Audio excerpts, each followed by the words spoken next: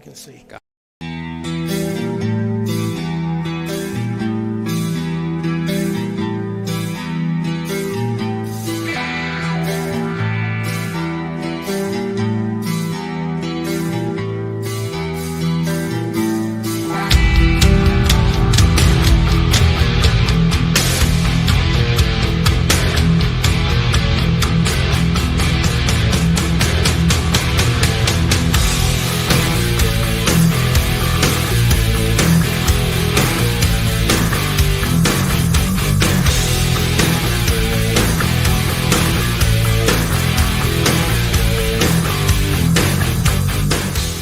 All right, Jack, you ready? Yes. Hold on. From Bethlehem Area School District Stadium on the campus of Liberty High School, JAJL Sports and the Easton Red Rovers Sports Network present you District 11 Championship match in Say football tonight. Tonight, the Parkland Trojans, coached by Tim Monsman, play the Easton Red Rovers, coached by Coach Seneca, Matt Seneca, of the Easton Red Rovers. Good afternoon, good evening, everybody. This is going to be quite a night for Jeff, Tyler, and myself, as the first time in District 11 history that the top classification comes into this game with two unbeaten teams, Jeff. Yeah, Jack. Let's get the pleasantries out of the way first. This is a special night for Lehigh Valley football. You have 4 undefeated teams going against one another. The 6A, the biggest classification, right in front of us here at Bethlehem Area School District Stadium. Parkland and Easton have gotten here unscathed, but just up the road, only about 8 miles away at Catasauqua High School, another huge game in the AAA bracket, and that is the returning state champions Northwestern Lehigh Tigers taking on the undefeated Notre Dame Green Pond Crusaders. Tyler, these are special nights, I said, because we got to spend 13 weeks covering these young men and watching these communities come together. Jack, I said in my little note this morning, in the words of my sister, she just hopes both teams have fun. But that is out of the way, Tyler, because there's a football game and a championship on the line tonight. Yeah, I mean, we're past the point of just kind of hoping both teams have fun, right? I mean, yep. This is when it kind of matters most. I mean, I get it. When you talk to a lot of people around Easton and you talk to the students and everybody like that, they tell you that what would mean more than anything with states would be in 2 weeks from now on Thursday, Thanksgiving morning against Phillipsburg. But this still matters. I mean, to win a conference championship and then go into the state bracket where they haven't been in 20 years, it's something to be said, and it shows the value of a team you have, and with what went on with Easton football coming into the decade and now where we are here in 2025. I mean, this team's been dominant and probably one of the better Easton football teams of all time. Yeah, and on the other side, and Tyler, we'll talk about where that Easton team's going to rank in some of those all-time marks. On the other side, you have the perennial. You have a team now, I saw today, Tyler, they didn't make their first district playoff until 1995, and now since the early 2000s, they have just been a staple. In these, and that's the Parkland Trojans. They're in this game, Jack, I believe the 4th year in a row, correct? Yes, and it's going to be going for their 7th championship, am I correct? Yep, I believe I saw that, and it would be the most of any public high school in the District 11. And Tyler, some other history, and one of those things, let's also get out of the way right away. These are high school kids that are on this team for 3 to 4 years. History does not apply to them. That was one of the things my wife was bringing up. She's like, does it really matter what happened to these teams and when they met for the district crown in 2014? And she is absolutely correct. Nobody has a 12-year contract at Easton. Nobody playing on this team was in that game. But these two teams have met 12 times in the playoffs, and they're right down the middle, 6 wins apiece. Yeah, and Easton's trying to avenge a costly loss in their last championship game back in 2014 when the Rovers had scored over 500 points for the season. And Parkland won that game 13-10 in overtime at Cottingham Stadium. And that was one of those that Easton came into that game, Jack, undefeated as well, correct? Yes, they were undefeated, untied, 12-0-0, and scored a gang of points. And that was one of the Saturday nights at Cottingham Stadium. But, Tim Monsman was the defense coordinator at that time, and Jim Morgans was the head coach, and Parkland scored first in overtime, go up by 3. Easton had a chance to get a spot and win the game, go home, and an interception on the 2-yard line ended the game, and Parkland went on to states, and Easton had to wait for Thanksgiving Day. And Jack, we've been champions of this non-conference schedule since they first announced it 2 years ago. Yeah, 2 years ago. And we had talked about how you said in the 41-year, from now 42 technically, 42-year history of the District 11 playoffs, there's never been undefeated matchup in the highest classification like we have with Easton and Parkland. And Jack, that's a result of the non-conference schedule. Yes, it definitely helps you, prepares you, and we go all the way back to the third game when Erasmus Hall, who's right now currently 7-2, Yep, and lost to the number 4 team in New York by 3 points. Easton had their work cut out that night, and they showed a lot of mettle that night, coming back to win a 44-32 victory. Yeah, there were times, Tyler, gosh, you may not have been out of diapers yet, but when the Lehigh Valley Conference was formed in the early 2000s, and Allen and Deerf were excused from football, and it only left basically 10 teams in the conference, every single one of your games was against the conference. Because you didn't have to play Team 11 and 12 because they allowed Allen and Deerf to play in the Mountain Valley Conference. So it was an impossibility for 2 undefeated EPC teams to get to the end of the year. Yeah, and I mean, a lot of it, of course, has to do with the conference or the way the schedule's built now, where you do have these out-of-conference games. But I think also part of it is a lot of the time you go into these seasons, and like you did this year, there's 3, if not 4 teams that you're saying, okay, they could make a run, and they could beat any of these other big 2 or 3 teams on any given day. And that, of course, all went out the window early on in the year when Peyton Falzone gets hurt. Because if he doesn't get hurt, I've mentioned it a few times, watching whatever rank an athlete is in high school, whether that's a 1-star or a 5-star, they're going to dominate because they're just naturally better than everybody else on the field, and that's what it comes down to. And to lose him for Nazareth, I don't want to say that's made life easier for these 2 teams, but they've both had to beat Nazareth. Yeah. And so that allows you – it's hard to believe that with a healthy Peyton Falzone that Nazareth doesn't beat one of these teams throughout the course of the season. No, and I think you're right. And, Jack, when we sat down with Keith Groller, I think when I went back and listened to our pre-show, I think he made me appreciate how deep the Northampton County Division really was, because I think, and I said it during the show, Tyler, how when Liberty came into Cottingham and Easton really had to go 4 quarters with them, we said, oh man, maybe Easton didn't play their best game.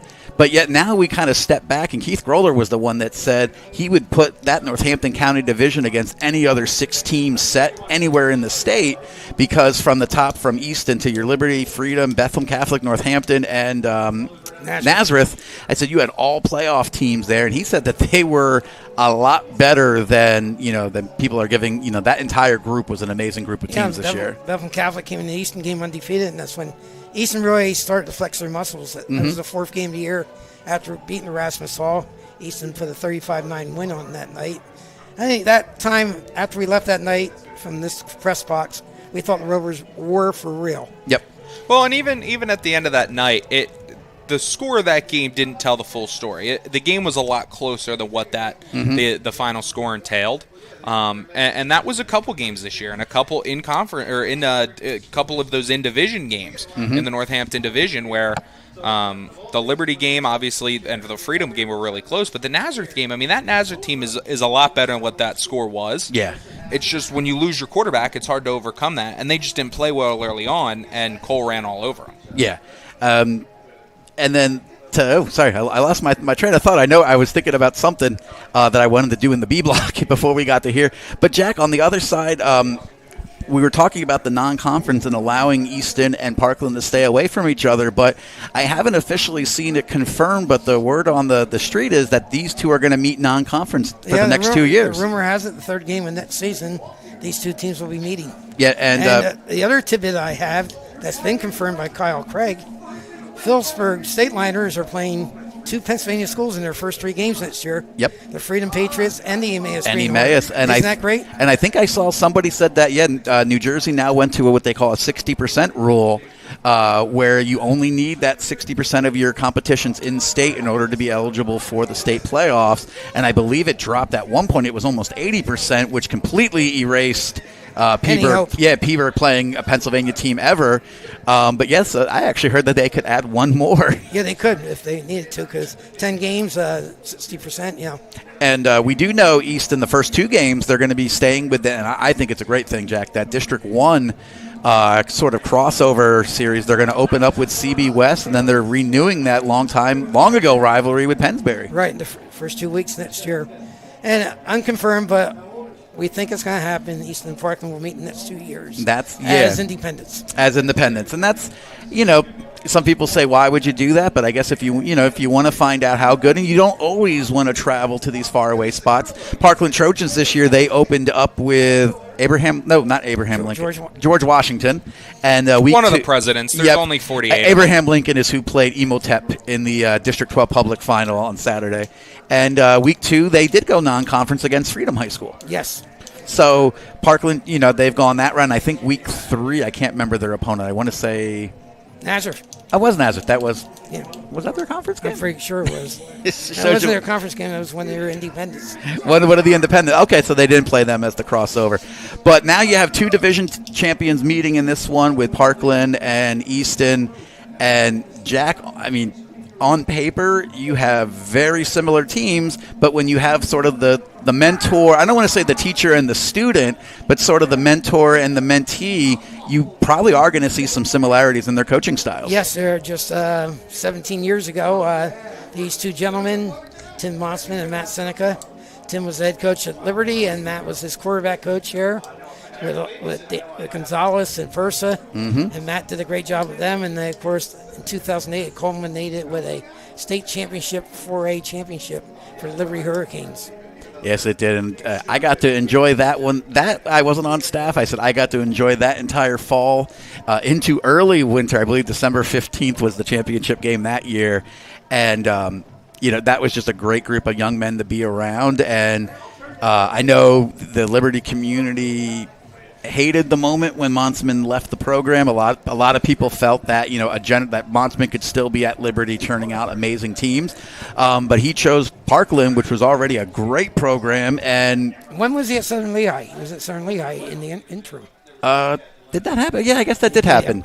Because he left after the 2009 season. Liberty they lost in the opening round of the districts that year to East Stroudsburg South. And then I think that was the end before Coach Dave Brown came in. And Dave Brown not on the staff. I talked to him this week. He was a longtime head coach here at one point for Liberty. He's been an offensive and defensive line coach for a long time. And I talked to him this week because I always like to chat with Dave. And but no, he's officially stepped sort of into an administrative role here at Bethel. Yeah, Dave also coached at Notre Dame High School. He was Notre Dame's coach, yep. Yep, and did a really solid job for the Crusaders. And we know Matt Seneca, after he left here at Liberty High School, he eventually went and took over the Wilson Warriors as his first head coaching job. Yes. Then stepped up to the EPC with Whitehall and did a great job there. I don't think a lot of people realize that he had, 2 district championships there. Yes, and in between that, he was the offense coordinator for Harold Fairclaw when he may have started to flex their wings. Mm-hmm. Yeah, so Matt has a great resume, has done a great job rebuilding the Red Rovers, and got to take one game at a time. He knows he has 2 left, but he'd love to have 3 or 4 more. And last thing, and then we'll go to some commercials, Jack, too. We were talking about, Tyler, where this team's going to land in terms of Easton history. So, first of all, 12 wins coming in, 13 wins in a season, most ever by an Easton team, Jack. I think it was done 4 times? Yes. So 4 times Easton has reached the 13th win. Easton has 2 opportunities, but if they do this one tonight, they'd have 2 opportunities to get win number 14. Also, we were talking about the offensive production of that 2014 team. They scored 512 points that year. Right now, we're looking at the number 2 scoring team all time, though, in that long 130-year history of Easton. This team comes in tonight with 450 points scored, so 62 shy of the most offensive production ever out of an Easton team. Well, I'm going to bet the house is not going to happen tonight. I would agree, Jack. Yes, we know a lot of things. We don't know a lot of things about this game, but that is probably one that we do. So let's step away here for a few moments with the extended pre-show. We'll be back. Continue to break this thing down, Jack. We don't have a lot of out-of-town action to talk about tonight. The Phillipsburg State Liners are in action. They're in their sectional finals against Montgomery. And I'm at 10 o'clock tomorrow. I'm going to have Brad Wilson on with me. Oh, perfect. I know he was talking about that today. But let's step away. We'll come back. We'll break down this matchup here. 35 minutes to kick off until we're live here on JAJL Sports Radio. You're watching Law is a litigation firm located in Easton, Pennsylvania. Their attorneys represent injured parties in personal injury litigation, business litigation, intellectual property disputes, trust and estate litigation, and real estate matters. They serve clients in the state courts of Pennsylvania and New Jersey, as well as in federal courts throughout the country. Chuck Bruno is a founding member of Bruno Law and was born and raised in Easton, Pennsylvania.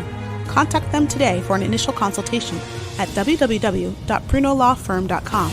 That's www.brunolawfirm.com. Bruno Law, focused on results, dedicated to advocacy. When your roof is compromised, every passing moment is an opportunity for water to leak into your home and cause serious damage. There's no reason to wait around for help when you have a problem. Fleck Roofing and Construction is a local roofing company in Easton, PA that offers emergency services to residential and commercial customers. Call us today at 610-250-0737 or the web at www.roofwithfleck.com. Giacomo's Italian Grill, located on Cattell Street in Easton, moments away from Lafayette College. Giacomo's has it all.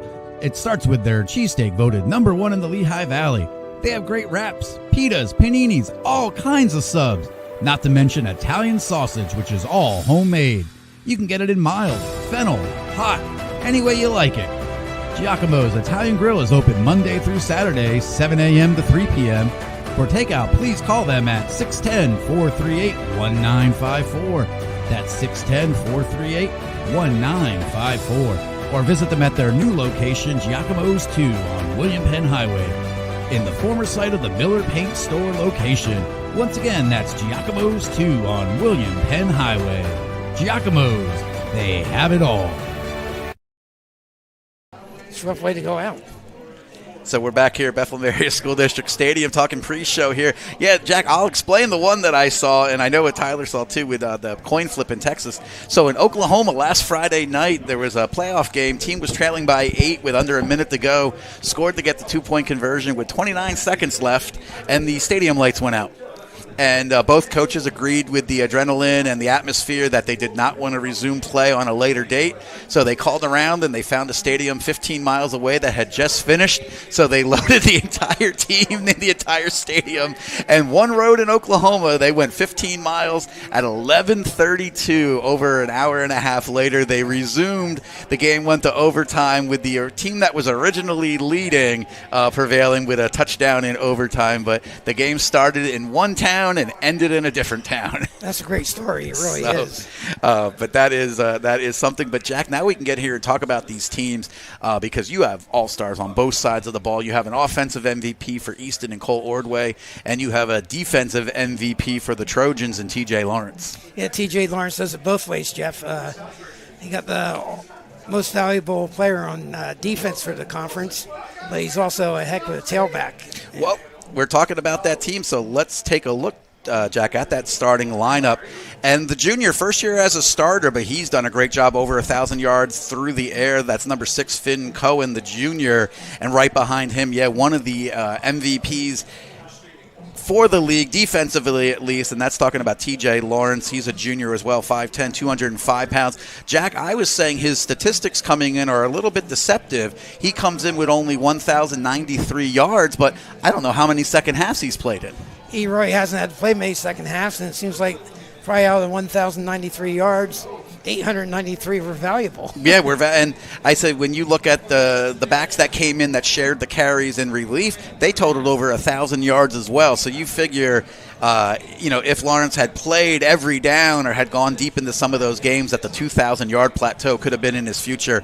Behind him, unbelievable linebacker, but a great blocking fullback. We're talking number 22, Liam Spang.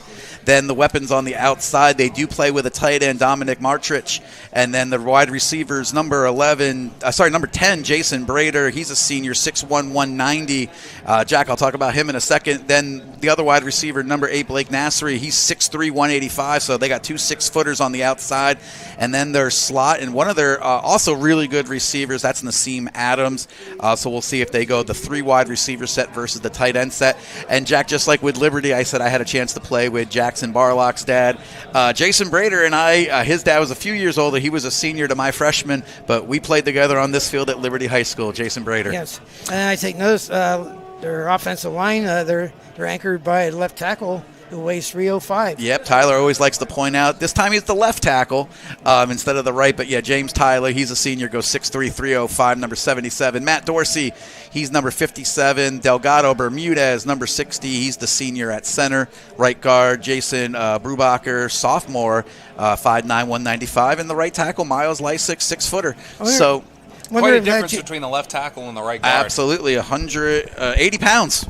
I'm wondering, Jason Brader, if that's any relation to the Brader that was at Liberty High School. I just said that. Oh, did you? I'm yeah, sorry. I know, though. I did ask. Yeah, no, I played with his dad. Yeah, Jason. Yeah, Jason. I know Jason real well. Yep. I was hanging on your every word, but I wasn't hanging on. No, apparently not. Let's take a look at that Rovers offense. They come in with 2,000-yard rushers, and the offensive.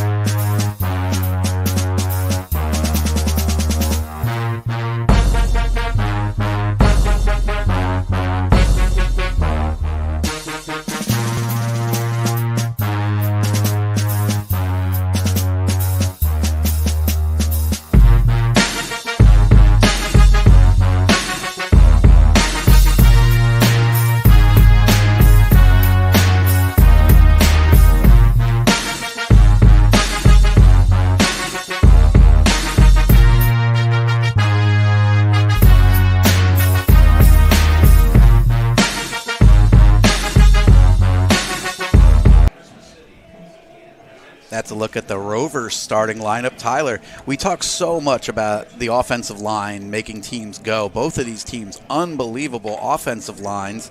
One of the things I wanted to point out, though, when you look at the things on paper, very similar sack numbers on defense. I believe Parkland comes in with 24, Easton comes in with 20, but then the flip side to that, Parkland has only given up 4 sacks the entire year. Easton has only given up 6.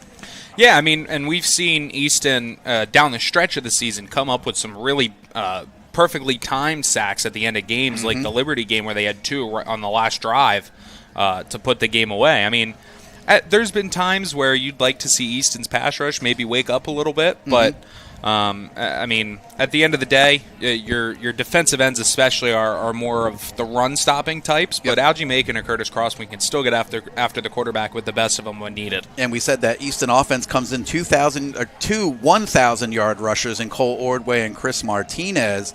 But one of the breaths of fresh air that the Rovers have found only since Week 10, and that's Trayvon Tyler at running back. Yeah, he's provided a spark to the Rover offense that, again, I've said it before with Chris Martinez. He can run. He's very fast. But Trayvon Tyler he's probably a decent bit faster than what Chris Martinez is, and that's what it looked like they were going to give the ball to Tristan Dees a little bit more early on in the year, and then he got hurt on his one carry, and so now they have to pivot and try to figure out who they can give it to.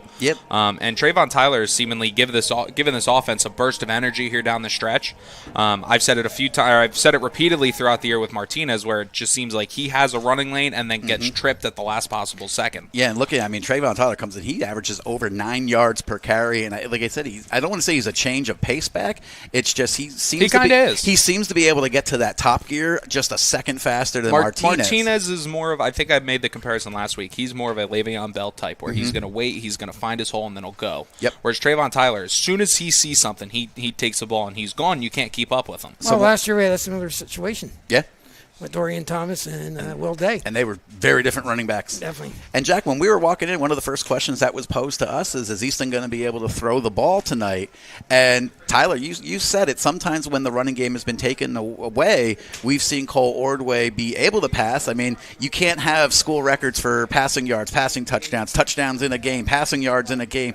I mean, obviously, we've seen him throw for over 300 yards, and he's got some really formidable possession receivers. I don't know if you have the biggest, flashiest one. I mean, we've seen Sean McPeak just go up and take the ball away from some people. I think Biddle can be more of a deep threat run after catch kind of guy, and we saw that a lot more last year. We haven't seen it as much this year, but you were saying with the passing game, I mean, the only thing I'll say with that, the only worry is In the games that Ordway has had to throw the football, it's because teams have been loading the box. Go back to the Emmaus game. They had nobody farther than 8 yards off the line of scrimmage, and it was just letting one-on-ones with his receivers, and he could just throw it out for these guys to run underneath. This Parkland team, and then the two Bethlehem teams, before I skip ahead, the two Bethlehem teams, they just ran a 3-3-5. So again, everybody was down near the line. And so that allowed Ordway to throw the ball. With this Parkland team, it's going to be interesting to see how they do it, because obviously against Easton, the priority is to take away the run. So the question is Parkland going to have good enough linebackers and defensive line to take away that running game by themselves, or are they going to have to roll their safeties down to have them help, and then that opens up the passing game again? Well, let's take a look at that Parkland defense, and Tyler, I'm going to jump right out and say they got two of the best linebackers in all of EPC. First of all, they got the defensive MVP with TJ Lawrence, and Liam Spang, number 22, actually leads the team in tackles from his linebacker position. So the run stop ability for Parkland is definitely there without having to overload the box. The question is, can we continue to see this upfront blocking by Easton, which could allow those running backs to get to the second level, whereas if Spang and Lawrence have to make tackles 3 yards down the field instead of at the line of scrimmage, Easton might be able to find some success. Taking a look at that starting defense, though, first of all, they do play a four-man front. That's the Parkland Trojans, sorry. Only can do so many things here, Jack. Yes. That's number 2, Michael Carr. He's the defensive end, partnered out there with the tight end, Dominic Martrich. He's the other defensive end. Easton, too, they look like they had a little bit beat here. Number 55, Miles Lysick, and number 54, Julian Diaz. Then that linebacking core, leading tackler, number 22, Liam Spang, and the defensive MVP, number 1, TJ Lawrence. Number 4, Jaron Sanchez, he's the other linebacker for the Trojans. Then they play a strong safety look with number 8, Blake Nassery. Free safety back there, Jackson Girulo. He's the 5'5", 155 free safety. And then on the outside, they play two corners, and they got the tall guy. He playing on the boundary. That's Jeremy Jean-Baptiste, and he's the 6-footer. And number 5, Nassim Adams, the senior on the other side. Very good defense, giving up a league best, Jack, only 9 points a game. That is quite impressive. With this kind, how they play the game today. It's not like when we were in high school when it was 3 runs in a cloud of dust. Well, typically, too, they say a lot of times you didn't see as athletic defenses as you do. It's a thing that they said was always a sort of hallmark of the SEC conference, was they had athletes on defense, and you're starting to see that at the high school level. Let's take a look at that Rover defense, giving up the second least.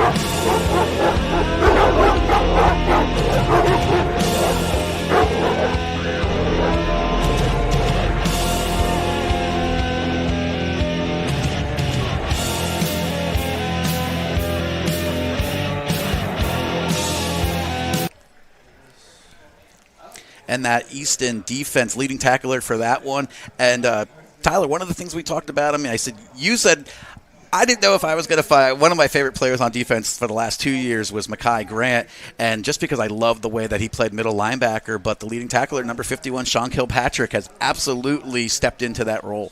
Yeah, and I think my bold prediction for tonight is I think we see two things that I've kind of been calling for throughout the year. I think we finally see that big Chris Martinez run, and I think Sean Kilpatrick finally gets home on a punt. Fine. And I think he finally knocks the punt down. Well, we'll talk about special teams in a second because, Tyler, there's a really good point that was given to us by Keith Groller. But taking a look at that defense as well, that linebacking core, I think every week that Jet Kossover has gotten better and better for Easton. And I know when I sit there and I record. On both sides of the ball. Yeah, when I record the tackles, Jet Kossover is absolutely come in there. And Tyler, you say probably the best open field tackler that we've seen for a while on Easton, and that's the other linebacker, number 1, Skylar Fallon. And definitely going back and watching replays, there are times where you don't see the tackling ability of that young man in high school. Yeah, him and McPeak. And obviously it's a little bit easier to rack up tackles at a linebacker position than it is at a corner spot, but I've never had so much fun just watching somebody go through the fundamentals of the game. And every time, it's just perfect form tackles, and you hit the guy right in the chest or right in the back plate. And he had one of those last week where it just came in, shoulder at the waist, drove his legs through, stopped him. I mean, it was textbook, like you said. Up front, that Easton front that's going to try to stop that running attack of Parkland. First of all, the defensive tackles, number 53, Elijah Grosvenor, or number 59, Anthony Diaz. He had himself a good week last week. I believe he had 2 tackles for losses. And then those defensive ends, they will flip-flop sides depending on how it's going. They've combined 14 sacks on the year, Jack, leading that group, though. Algie Macon, the senior, number 55, he comes in 8 sacks on the year. And Curtis Crossman, he was a first-team EPC for defensive end position as well. And they've played together now for 3 seasons. Yeah, Curtis Crossman for 2 straight years has been first-team offense and defense. In the league. And you wanted to talk about the special teams of Parkland that Keith Roller brought up. 5 blocked punts. How about that, Tyler? So we were talking about Easton getting really close with Sean Kilpatrick. There's been a number 5 blocked punts for that Parkland special teams. Well, and the benefit for Easton when they are punting, if and when they do end up punting tonight, they've done a good job this year of getting the ball out quickly. And there's been a couple instances where some bad snaps, and I'm going to knock on wood here, but if nothing else, on the special teams, Easton has done a nice job of getting the punt away. The only thing on special teams that I'm really worried about that I hope they maybe have worked on is the onside kick. Yeah, and we've seen Easton lose a few of those. Tyler, my thought, too, when I heard about the block punts, and I didn't get a chance to go back and look game by game, I also looked, though, at some of the competition. And I said, no disrespect to the Parkland Trojans, you have to play who's in front of you. But sometimes I said, if the exchange isn't what it needs to be on a punt, and especially with younger players or some of the less experienced teams, those block punts are going to happen. They're going to happen more often than not. And then that secondary for Easton, they come through when you need it. Number 15, Sean McPeak, he's got a school record 5 interceptions for touchdown this year. Other side is probably their best cover guy, and we'll see if that's what Easton chooses to do tonight. That's number 9, Trayvon Tyler. The strong safety playing in run support, number 4, Jaden Foreman. And then back there in his free safety, he had 2 interceptions last week. That's number 10, Andrew Biddle. Yes, Andrew Biddle has been so steady all year from his free safety position. And a little bit of special teams talk too, Tyler. We know Easton's coming in. They have the EPC place kicker first team in Noah Borluca. He has 4 out of 5. Yeah, 4 out of 5. And he's able to hit everything he's connected has been 35 yards or longer. I think we saw Parkland only had to kick 1 time. Right. But they had a chance to talk to him, Tyler. I don't know if you got a chance to read the article, though. The young man from Parkland says he feels comfortable from up to 50 yards. Yeah, I mean, I guess that's the benefit with Parkland of I mean, you haven't had to do it, so if it does come down to that, or there's a big kick late in the game, or really at any point that is scored in this game is a huge point. You want to pay some bills then? Yeah. Go ahead, Tyler. But so to not have that experience, I mean, it's good on him to have the confidence to hit up to 50, but it's one thing to feel like you can do it. I mean, I feel like I could go out there and play, but that doesn't mean I'm going to do very well. Absolutely. And the young man they had a chance to talk about, he's a member of their soccer team as well, Parkland Trojans. They did fall in the semifinals, the state semifinals on Tuesday, so he doesn't have the state championship game to worry about tomorrow. He can focus 100% on this game. When we come back, we'll break down the keys to it here from Bethel Area School District Stadium. Just a reminder, we do go audio only at 7:05. Unfortunately, we won't have the pictures to go along with these words, but Tyler Hatten will have all the coverage here, and I'll do my best. And Jack, you always are unbelievable. So let's step away, pay those bills. Founded in 1996, the Marblehead Chowder House offers a casual, coastal atmosphere with fresh seafood, shellfish, and hearty chowders. Located on William Penn Highway in Easton, the Marblehead Chowder House is the perfect spot for family and friends. Featuring dishes unique to New England and open daily, the Marblehead Chowder House has Ipswich belly clams, fresh lobster rolls, a raw bar, and of course, live lobsters arriving regularly. The only thing missing is the cool sea breeze. With their lighthouse and nautical decor, the Marblehead Chowder House creates an experience like no other in the Lehigh Valley. I went there Thursday. You said? Established in 1936, Regal Insurance has a long-standing and strong foundation in the Lehigh Valley community. We pride ourselves in offering our customers a personal experience where you are always able to speak directly to an insurance specialist. Access to mobile software allows quick response to claims, questions, and inspections from our experienced team. Whether your driving record is flawless or has hit some bumps in the road, we have great service options for you. If you are looking for an insurance specialist who has your needs at heart, welcome to Regal Insurance. Visit us on the web at Regal Insurance. Regal Insurance. Real people, real coverage. Rutler Screen Printing, founded in 1954 in George's garage, has grown into a leader in the industry. Operating from an 18,000 square foot facility in Easton, PA, we offer top-notch screen printing, embroidery, private stores, and fulfillment services. With decades of experience and a commitment to never disappoint and always amaze, we provide exceptional quality and customer satisfaction.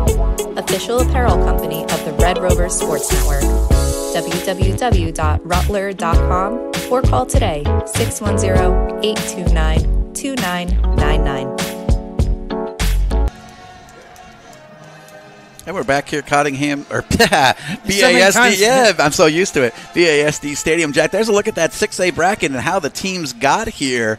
One of the answers that I see people asking the question, there is no seeding committee for football. They go straight power points, and however the teams finish 1 to 8 is how they are seeded. So there was no. Some people I said, why did Easton get a tougher road? Well, it wasn't any clandestine plan.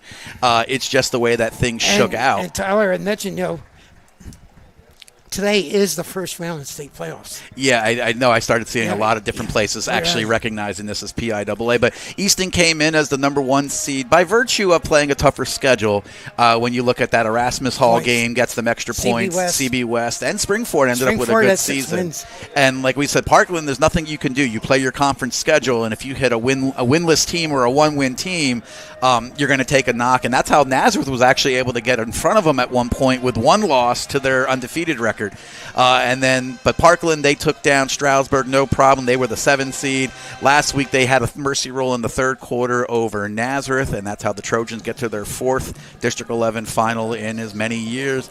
Easton Red Rovers, they were the top seed. They first got to avenge their playoff loss last year when they lost in the semifinals in overtime to Emmaus.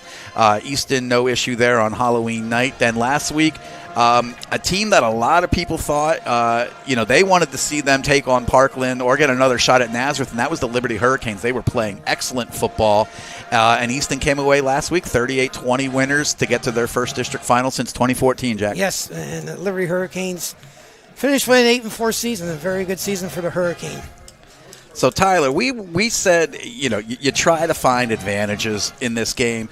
You could say you have a senior quarterback in his 3rd year as a starter in Ordway. You have a first-year starter as a junior in Finn Cohen for the Trojans. And someone said, you give an advantage one way. TJ Lawrence, he's going to be an all-star probably at whatever position you put him at. So, running back, someone said, okay, but you have 2 different types of teams coming in. You have the Parkland Trojans, who we think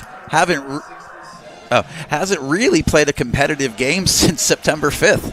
And, Tyler, if you remember, that was the night they were in a 1-score game with Northampton in the 4th quarter. They eventually won that by 2 scores. But now, since then, Parkland basically, Jack, has been able to do what they want. They've been able to coast, and like I said, just the way the schedule fell, and they played the teams on their schedule and took it to them. But, Tyler, the Red Rovers are kind of the other way. They've been playing since they got into the division, have more or less been playing playoff-type atmosphere games for 6 weeks. And they've been tied in the 4th quarter. They had to, survive a late field goal attempt by Freedom. They were trailing in the 4th quarter to Liberty, and we saw them respond right away and then get 2 really big stops. And if you want to go to, a great victory where we thought that they might not have been the best team on the field, overall, just for talent, looking at it that way, was the Erasmus Hall victory, and Easton just would not go away, and they were able to outlast that very talented team from Brooklyn. Yeah, and I mean, there's pros and cons to both situations, obviously. I mean, for Parkland to be in this situation where you're pretty much completely rested at this point. I mean, you're essentially getting a full week off once you add up all the second halves. Mm-hmm. That's a lot. But at the same time, when you come into an environment like this with this kind of emotion, how do you respond? And if you haven't seen it, and that's the pro for Easton. Whereas they're not as rested, and we've seen it with some of the sloppiness in the last few weeks, some of the sloppy penalties, some of the undisciplined penalties, but they're used to the emotional environments with some of the games down the stretch. Yeah. Jack, what do you think with that? I agree with Tyler and you both. Like I said, you got to go out and play football tonight, keep away from the penalties and turnovers, and the best team's going to win. Yeah, I mean, turnovers, Parkland is extremely disciplined. They don't give the ball away often at all. Easton is very similar, but I did see Parkland as a plus 12 in their turnover margin. The Easton's plus 6. So Parkland, they're just a little bit more secure. I think it's just an evenly matched game. One of the places, Tyler, that we said with Parkland, with Tim Monsman, comes up with probably some of the best defensive schemes that Easton is going to see. And he also has probably the edge with halftime adjustments, but we haven't really seen Easton need to go to those halftime adjustments. Well, like I said, Easton's staff is a pretty seasoned staff themselves, especially with Brian Falcone and Sam Seneca heading the defense. And then you got Wills and upstairs, the offense coordinator, along with Mike Fleming, who's done a great job at the offensive line. So both coaching staffs earned their spurs. And I think both teams seem pretty relaxed. I don't think any of the having a chance to talk to Easton, I don't think there was any added pressure this week. It was mostly just a regular week of practice. Some of these kids were even thinking it's the first day of winter sports. But they said, you're having a good season if you have to miss the opening day of winter sports practice. Yes. So, and that's happening at Easton every year because of Thanksgiving Day. Because of Thanksgiving, that's right. So let's step away for a few moments here. 9 minutes to kick off from BASD Stadium. Easton Red Rovers now on the field. Parkland Trojans as well. Will be a 7:05 kickoff. Don't forget we're audio only, but you can be with us the entire time. College Hill Tavern, located at 420 Cattell Street in Easton, is more than just your neighborhood bar. It's an Easton tradition. Whether you're off to Fisher Field to watch Lafayette or simply passing through town, stop by the College Hill Tavern, where the Milham family serves some of the best food, drink, and company around. The College Hill Tavern is a museum for Lehigh Valley sports fans, so you always have an opportunity to talk about local high school, college, or professional sports with your fellow patrons. The College Hill Tavern offers a full menu as well as 10 beers on tap with an extensive selection of bottled domestic, imported, and craft brews. If beer isn't your thing, the College Hill Tavern has a fine wine list and wide variety of other liquors. The College Hill Tavern is open 7 days a week from 12 noon until 2 a.m. with food served until midnight daily. Visit the College Hill Tavern online at cht.bar or call them at 610-829-5470. That's 610-829-5470. Better yet, stop by the College Hill Tavern at 420 Cattell Street in Easton today and experience this Lehigh Valley tradition personally. Side Cafe and Grill is Easton's newest go-to for amazing breakfast and lunch. Located at 1100 Bushkill Street in the former Uncle Wesley's, the West Side Cafe and Grill continues that tradition of excellence. From gourmet French toast and waffles to juicy burgers and cheesesteaks stuffed to the brim, we are ready to bring you our creations in quality. Our wide variety of coffee options fit any preference or routine. Open Tuesdays through Sundays. Stop in today for a bite to eat. Don't forget, we're open late until 7:30 p.m. on Fridays for home Easton football games. Call us today at 610-438-0799. That's 610-438-0799. The Westside Cafe and Grill, Easton's newest tradition. A lot of big things going, and listen, it's all you guys have been doing a great job. We just want to thank you guys again this month for just putting the hard work in to let us get where we need to get to. Here at Kelly Nissan, we value our customers and community above all else. We strive for excellence, from sales to service, and everything in between. We are your Kelly Nissan. And we want to see you guys year after year with a smile on your face. So come on in, we'd love to meet you.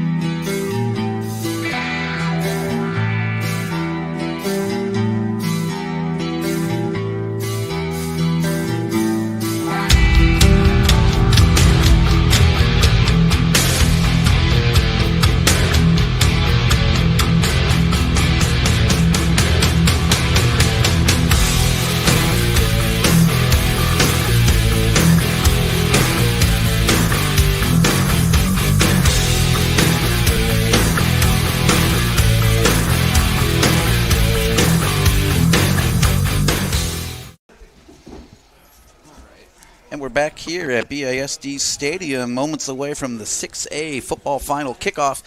If you're listening to us out there, depending on your outlet, we're trying our best. I think we don't have the best conditions here. Internet-wise, at BASD, you'd think a large stadium like this, we'd be wired right in, but we're trying our best. So if you're listening to us, if you're on Red Rovers Sports Network, you can also be listening to us tonight on Easton Athletics YouTube channel. If that doesn't work, you can also bounce over to Podbean Live. So we have 3 different audio outlets trying to get you the best quality that we can. But unfortunately, Jack, we're running off of mobile hotspots tonight. Yes, you've done a great job getting us on, and you've done that all year, and let's hope you have another job to do next Friday night at Cottingham Stadium. Well, some of those other things out there, tomorrow morning, 9 a.m., you can listen to the wrap-up coverage from this one, Jack Logic Sports Saturday. That's from 9 to 11 on JAJL Sports Radio on the Podbean Live app. If there's a football game next week, Friday or Saturday, Tyler, you doing anything? I got nothing. All right, so we will be there. And one of the interesting things out there, depending on where we're at, those rights can come back to us, Jack. So if the game happens to be at Cottingham Stadium next Friday night, you can watch us on JAJL and Red Rover Sports. And we should tell everybody that the winner of this game gets the winner of LaSalle College High School's favored with a 9-1 record. Yep. They're playing Imotech Charter, who's 8-4. 3 o'clock tomorrow afternoon. That's 3 o'clock, and I would assume that's probably at one of the super sites down there. It is at the super site. So that's the Catholic League and the Public League champion. If Parkland wins, the game will not be indoor field, has to be a turf surface. So District 11 would host the game. We'd have to see where. Typically that game's been here at Liberty. I was going to say I have a wild guess. Yeah. Well, also with the D11 chairman, it's not. And this is a great. I think it's a good spot to watch a football game, regardless of what some people think. If Parkland wants to be close to home, yeah, J. Bernie Crummer, Northampton High School could be the sites. Yeah, and now actually thinking of it, Lehigh really couldn't because no turf. It's a grass surface. And Lafayette College won't host it because they'll be getting ready for the Lafayette-Lehigh game on Saturday. Yeah, well, how about a couple of Lehigh-Lafayette? They're meeting for the Patriot League men's title tomorrow in soccer with the automatic bid on the line. Where's that game at, do you know? I don't. I know Lafayette, they knocked off the top seed, an upset on Tuesday. They took down American. I forget who Lehigh had to be, but it's Lehigh-Lafayette for the Patriot League title and NCAA tournament berth on the line. It seems so funny. It's the first time in about 20 years that Easton's been on this side. Easton was on this side when Freedom used to have their home side. Yep, well, I said that changed. Freedom switched over around 2006, 2007, and that was because PIAA put in the rule that the chains have to be opposite the scoreboard, and Freedom used to be opposite the press box. And they always just wanted the chains on the other side for the away team, and when the Pennsylvania said no, then Jason Roeder rightfully wanted to come to the home side. I'm so old that they used to rotate the chains. Oh, really? Half the game on one side and half on the other side. I've been coming to games here for a long time. I mean, the lights were still in front of the stands. That was horrendous. Yeah, the fence was actually on the other side of the track, so there was only there wasn't much room. There was not a lot of room between. And the band sat in the field. Well, I know there was a long time. There used to be end zone seating. That's the different scoreboard. The one I played with was up closer to Elizabeth Avenue. There was only one level. What'd you hear? Easton won the toss and deferred. So, already, a surprise. I lost my bet. Wow, a little squirrely there from Coach Matt Seneca, maybe trying to surprise Tim Monsman with doing something a little unexpected. It's been 2 years since we have not seen Easton take the opening kickoff. Wow. All right. And we talked about some of those weapons, Tyler, though, in the special teams. Noah Boraluka, he's come on to be an excellent kickoff man for the Rovers, averaging over 50 yards a kick on his kickoffs. He has 8 touchbacks coming into tonight. But then the kicker for Parkland, who I got to get that name in my brain. He's Jrudon, there it is. He comes in, I believe I saw, ended up with 6 touchbacks on the year. So you have 2 kickers. I was told Jeff to think Flyers. Oh, that's right. I heard Giroux and Adadon. I heard that. So that's it. All the talk, all the preview shows, all the weeks of thinking about it. We just got to play a football game. Yes. So 7:05 kick. Parkland's going to come out in kick formation. Easton Red Rovers looking to continue their season, getting to the 13-win plateau. Parkland trying to get back to the state playoffs. I would have lost my house. What's that? I would have lost my house tonight. Yeah? Easton would have been receiving one way or the other.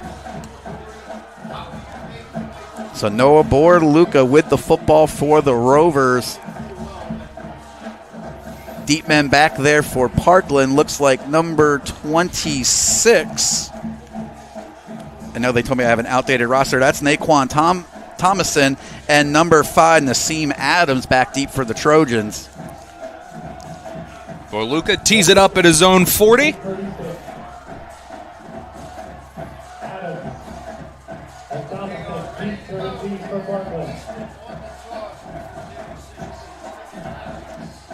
He'll approach, and we are set to play here from BASD Stadium. It's a good boot from Borluca. It's going to go over his head and into the end zone for a touchback. Make that number 9. One of the ways to keep those dangerous returners for Parkland away from the ball is to put it in the end zone, Jack. So Easton, they get what they wanted. They're going to have Parkland at their own 20-yard line when we open things here. We'll see if the Trojans come out run heavy or if they're going to try to also put some wrinkles in their game plan and go play action. So the Rover defense out to start the game. Not something that I don't think I've ever said. Second time. Yeah, and if you're not used to it, like I said, it's been 2 years at least since Easton won the toss and deferred. It's Cohen out in the gun, 2 receivers to the far side. Man going in motion. Ball snap. Gonna fake to the running back, now sprinting out right, gonna throw to the tight end who has a first down up to the 30. Mark him Now shy. they're gonna mark him short. They're gonna say he went out of bounds. Yep, that was number 22, Liam Spang, actually from his fullback position, Tyler. We don't see that fullback too often. Not very often. I get why you said tight end. Yeah, he's a very formidable blocking, and now we know catching fullback, so second down Trojans. No huddle. And they're going quickly. Cohen under center, ball snap, going to give to the running back, running right, has running room to the outside, breaking a couple tackles, and is finally going to be brought down by about 4 Rovers up to the 40. That's number 1, Lawrence, on the carry. Parkland already moving the ball 22 yards in 2 plays out to the 42-yard line, only 15 seconds off the clock. Cohen from the gun, back under center. Ball snap, going to turn, give to the running back, now running left, has running room, breaking tackles all the way up with a first down and more to the opposite 45. Jeff, they're in the wishbone. Yeah, that absolutely is a wishbone, and they're giving it to the second man through with a lead fullback. Easton's doing a good job taking on the first blocker, but they're going to have to get somebody in there to slow down that running back. 40 seconds in, already into Easton territory, ball at the Rovers 45. Cohen from the gun, Lawrence backfield left, trips to the near side.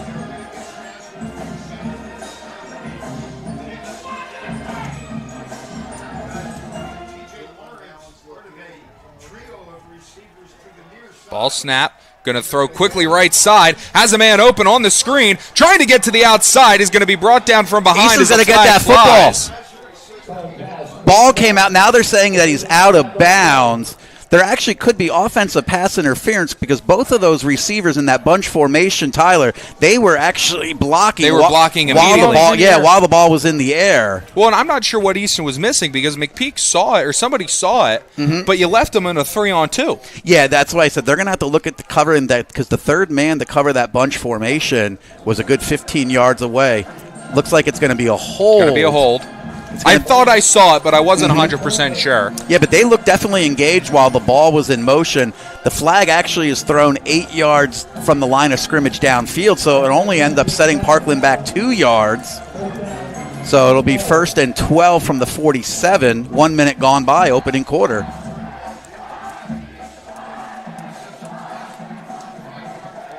Cohen from the gun. 2 receivers split wide, Lawrence backfield left. Ball snap. He's going to turn. He's going to give to the running back, trying to get running room, trying to get to the outside, breaks a tackle, and is going to be brought down for a loss of another 2 back to the 49. Yeah, Jaden Foreman first got to hit him for the Rovers, able to shake that off, but Algie Macon cleans things up for the 2-yard loss back to the 49-yard line. Second down now and 14, 2 negative plays in a row for the Trojans. Rovers strung that out, made him go east and west.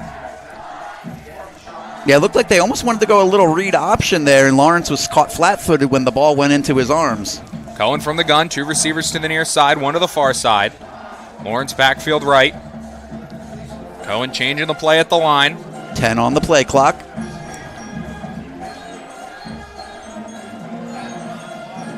Man going in motion right to left. Ball snap, looking left. Now looking right, now back left, throwing high and incomplete. Yeah, he wanted his inside receiver, number 9, on the hook route. That is Jude Rosh. He was in coverage by number 6, Juck Kossover. Ball sailed over his head, so a 3rd and long now for Parkland. And McPeak reacted a half a second too late. If he reacted quicker, it's a pick. Yeah, I think so. McPeak just was coming off his man and realized the ball was sailing right by him. Parkland's going to come out, 1 in the backfield. 3rd and 14, 10 minutes to play here in this first quarter. Cohen from the gun. 2 receivers to the near side, 1 to the far side right. Ball snap, play action, looking, going to roll right, trying to find a man open, caught, up across the 40 to the 38. No, now the back judge comes running in, signaling incomplete. Yeah, he was sliding, making the catch. The near official gave it, but it did look like he could have been juggling that, and now the back judge does run in and says no. So that'll make it a 4th and 14. What's that? The replay. Oh, the replay. Oh, I can cheat. Oh, yeah, the ball's on the turf. I guess that's the benefit this week. We get to look to our right and left to see replays. I know. I get to think of one of my students is doing the production for one of the local cable companies, and put the monitor right next to us. So Parkland on with the punt team. 9:53 to play. It's a low snap. Gets it off. It's a low-line drive. It's going to bounce at the 20. Biddle's just going to let it roll. Parkland racing down, and they're going to down it.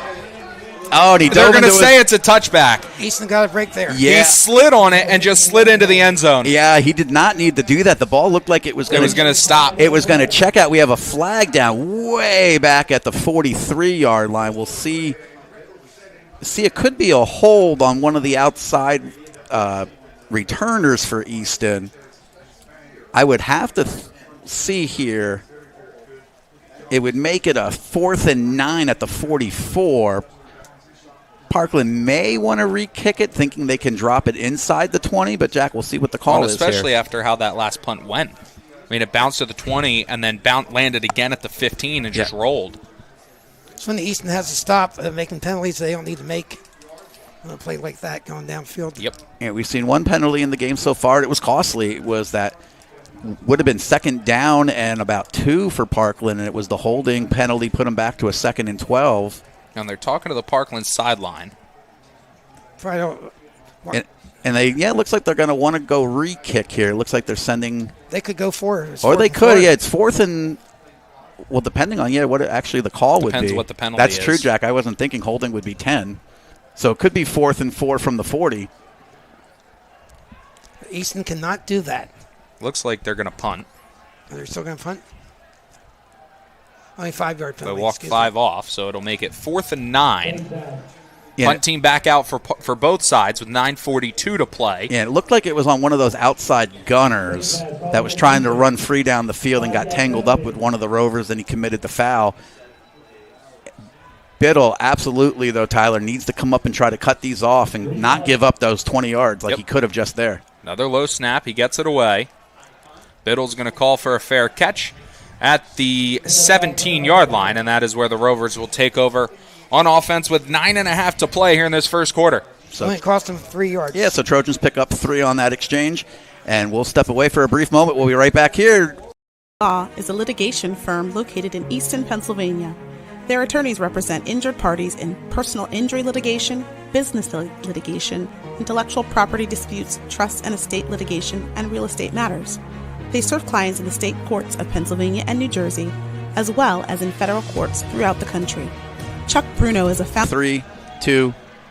So Ordway in this Red Rover offense getting set 1st and 10 from their own 17-yard line. Ordway in the gun, 2 receivers to the near side. Kossover going in motion left to right. It's Martinez backfield right. Ball snap. Ordway is going to give to Martinez around the outside. Has a little bit of running room, but it'll be pushed out of bounds from behind at the 21.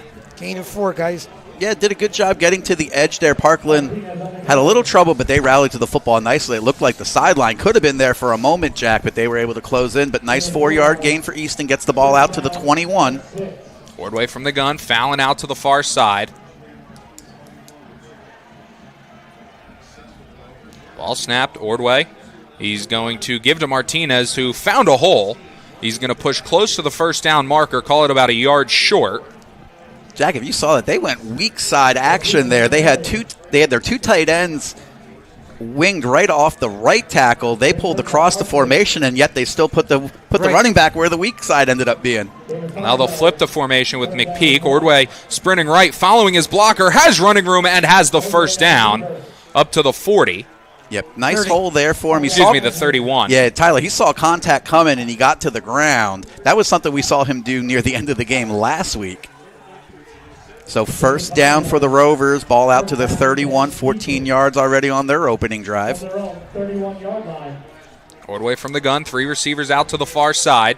Nobody deep over the middle for Parkland at all. 1 to the near side right. Martinez backfield left.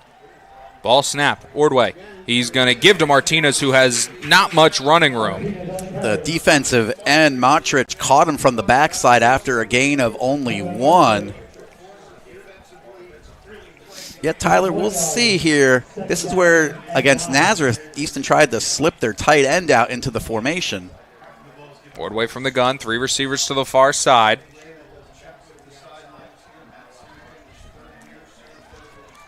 Coming up on 8 minutes in this opening quarter remaining. Crossman and Biddle will switch as Biddle moves slot left.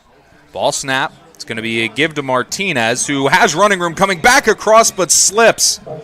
Got tripped up by the turf monster up to the 35. Yeah, that was one of the best I've seen him cut back across traffic. He may have found more running room there, but falls after 3 yards only, so 3rd down and 6, ball at the Rovers 35. Everything on the ground so far for Easton. Looks like Parkland is content to play very close to the line of scrimmage, though. Everybody within 5 yards, nobody deep over the middle. It'll be 3rd and 6 from the 35, Ordway from the gun. 4 receivers split wide. Martinez backfield left. Make that 4 yards for the Parkland defenders. Ball snapped. Ordway drops, looking left, throwing left, has Biddle, and it looks like they're going to mark him short of the first down at the 40. We'll see if they roll the dice here. Biddle, if he would have realized where the sticks were, all he had to do was fall to his right, and he picks up the first down. Now we're going to end up a yard short. Coach Seneca wants to take this advantage here with less than a yard 5 minutes into this opening quarter. Well, it looked like at the spot of the catch he had it. I think so, and then where he fell, Easton, that student body right formation, and there's the penalty. And Parkland jumped. And nobody did better than Tim Monsman over years. Yes, indeed. So the freeze play gets them. I think Easton was going to run a play anyway there, Tyler. Yes, I think they were as well. Now personnel change as they send off their jumbo package. Well, and interesting note, I think that's Kilpatrick. Yeah, that was. In that formation. No, that was. Each time they go to that formation, Kilpatrick's come into the game just to almost be a fullback. So they got to change the down marker as we're at a 1st and 10.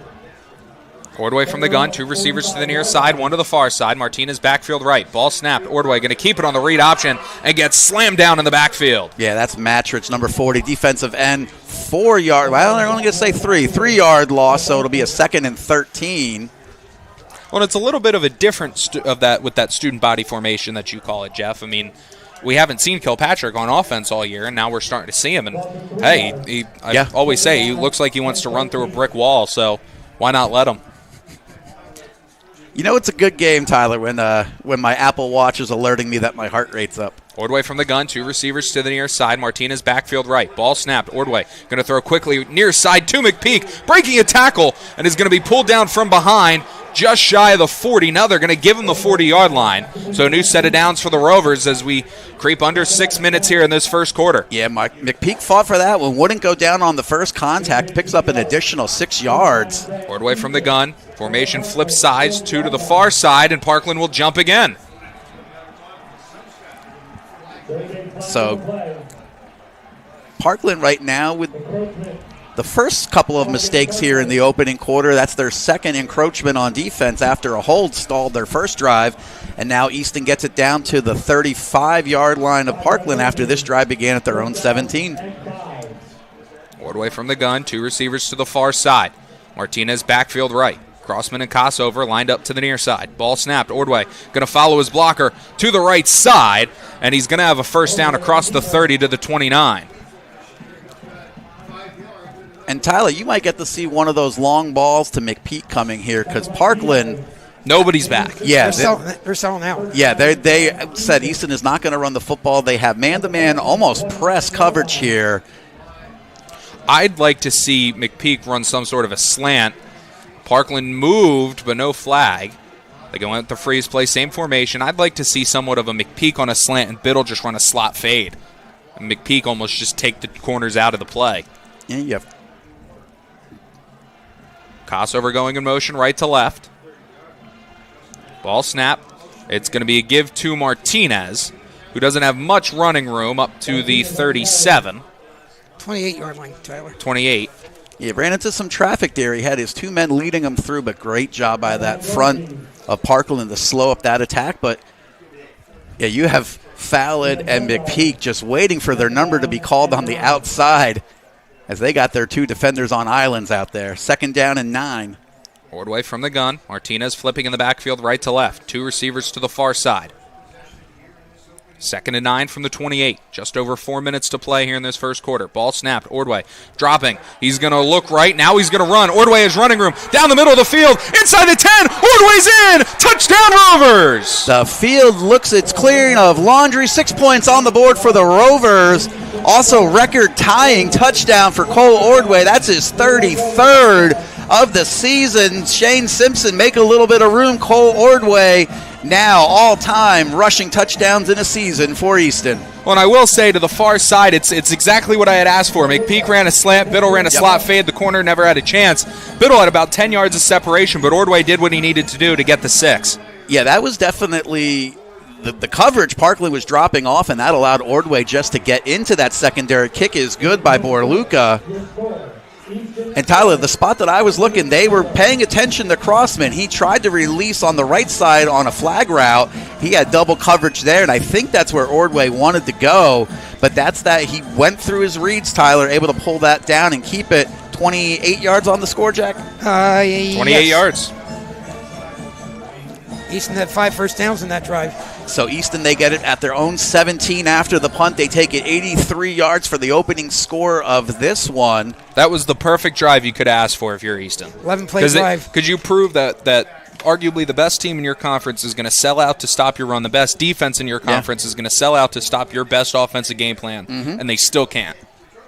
So Easton right now does what they want. They stayed in front of the chains, Tyler. And the other thing Parkland does not want to do, they gave them the free first down on that 4th down with the encroachment penalty. Well, and the other benefit is, too, I mean, we saw them defer, and it's what every team hopes for when they defer. They get a quick stop, get the ball back, go down and score, and now no matter what the score is going into the half, you're still going to have, whether it's a one-possession game, two-possession game, you're going to have a chance then to keep it close because you get the ball to start the second half. Borluca had touchback on his last kick. Ball teed up at his own 40. We're set to get back to action here at BASD Stadium. Borluca will kick it deep once again. It's going to be fielded in the end zone for a touchback. Yeah, it's going to drive, I want to say, Nassim Adams. And, Tyler, that's one. Well, you can't be watching, but if you're listening, yeah, in high school, as soon as the ball breaks that plane of the end zone on a kickoff or a punt, actually, Jack, it's immediately ruled dead. Special team's best friend, the touchback. I don't quite know why they do that at the high school level. In other sports, if it goes into the end zone, you can choose to touch it back. Well, high school, college, and pros all have different rules. I know. Tyler, we talk about that sometimes. All the time. But that is one of those that I don't think people always realize that, you cannot bring it out of your end zone in high school. So 4 minutes exactly from the 20-yard line. Second drive now of this opening quarter. Same starting position. Going from the gun. 4 receivers split wide. Lawrence backfield right. Slot left going left to right. Ball snap. Cohen drops. Screen. Looking right. Now throwing back left on the screen. Has a blocker in front. Looking for running room. Trying to get to the outside, but now cuts back in. And it'll be brought down from behind by 2 Rovers. It looks like Crossman was there. They set it up great, and McPeak made a nice McPeak stop. did what he had to do. He was able to take on the blocker long enough to allow that pursuit from behind to get him. Like you said, Crossman came all the way downfield from his defensive end spot to make that tackle. Ball out to the 34-yard line, 14-yard gain on the screen. Cohen from the gun. 2 receivers split wide. Lawrence backfield right. And going in motion is the fullback, left to right.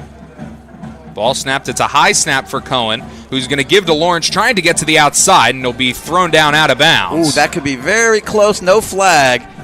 Yeah, Fallon was tied up with Lawrence going out of bounds, finished the tackle. Kind of surprised there wasn't a flag, Jeff. Yeah, it but well, I'll take it. Yeah, it looked like he was holding up, and then he actually finished when they were. Yeah. But it happens. So now 2nd down and about 4 for the Trojans. Cohen from the gun. Lawrence backfield left. 2 receivers to the far side right. Easton shows blitz. Parkland looks over. 10 seconds on the play clock here. Cohen trying to get his alignment. Cohen looking for the clock. Ball snapped. It's a high snap. He's going to give to the running back, Lawrence, who bounces off of 3 defenders, trying to go up the field now, but is going to be driven all the way back to the original line of scrimmage and out of bounds. Jut Kossover is the man that's going to drive him out of bounds at a 6-yard loss. I think Lawrence would like to just take that one over again and fall down instead of retreating. So a 3rd and 10 facing the Trojans at their own 34. Big play. See if they put the ball in the air. McPeak was close on the last passing attempt to getting his 6th interception of the season. Make that 7, excuse me. Cohen from the gun. 3 receivers to the near side, 1 to the far side. Rovers lead 7-0 with 2.5 to play here in this first quarter. 3rd and 10 from the 34. Parkland changing the play at the line. Cohen looking left, throwing left, has a man on a flat route, breaking a tackle, and is going to be brought down. Does he have the first down? He does up to the 45. Yeah, the little hitch route, Fallon actually over-pursued a little bit and allowed him to pick up that first down. That back judge blew the call. Yeah, we're saying, I know in both, the one crew sitting next to us is saying that, the play clock was at 0. Here's that wishbone, Tyler. Ball snap, going to give to the running back, looking for running room, bouncing off of people, and he's going to be brought down for a loss. Looks like Grosvenor and Diaz bringing him down for no gain. So they must have looked at something. That's the first time we've seen in this drive them go to the wishbone. Under 2 minutes, opening quarter, ball up at the 44 of the Trojans. I think they decided to let somebody else eat up the block and let Kilpatrick go one-on-one with the running back. Cohen under center, wishbone formation. Now he drops back into the shotgun. Three receivers bunched to the near far side, He's going to run a toss to Lawrence, looking for running room, getting to the outside, has the first down, and he lowers the shoulder and out of bounds to the opposite 42. Yeah, just straight power. They went that double tight set off the right tackle. I thought they actually were going to go option, but it was a pretty quick pitch there, Jack. Yes.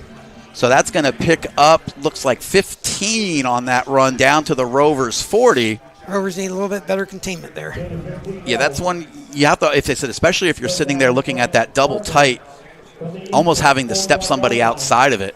Cohen under center, back in the wishbone. Now they're going to toss it left, looking for running room. He's going to run through 2 tackles, but a nice job by Easton to hold on to him and pull him down up at the 37. Yeah, that's Kilpatrick coming up from his linebacker spot to hit him, bring him down after a gain of 4. 2nd and 6, 1 minute to go here, opening quarter.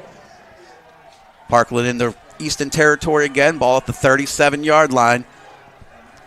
Easton with a 7-0 lead, though. Cohen from the gun, 2 receivers to the far side. Spang backfield left. Ball snap. It's going to be a give to Spang, spinning forward, and now pushing the pile, but he's going to be stood up at the 36. Yeah, they let that play on a little bit longer. Maybe a little bit too long. So it's going to be 3rd down and about 5 here. We'll see if Parkland, they don't need to run a play anymore in this quarter. They might want to talk things over, but it looks like they're set to keep the foot on the gas. 20 seconds, plenty of time. 3rd down and 5. Cohen from the gun.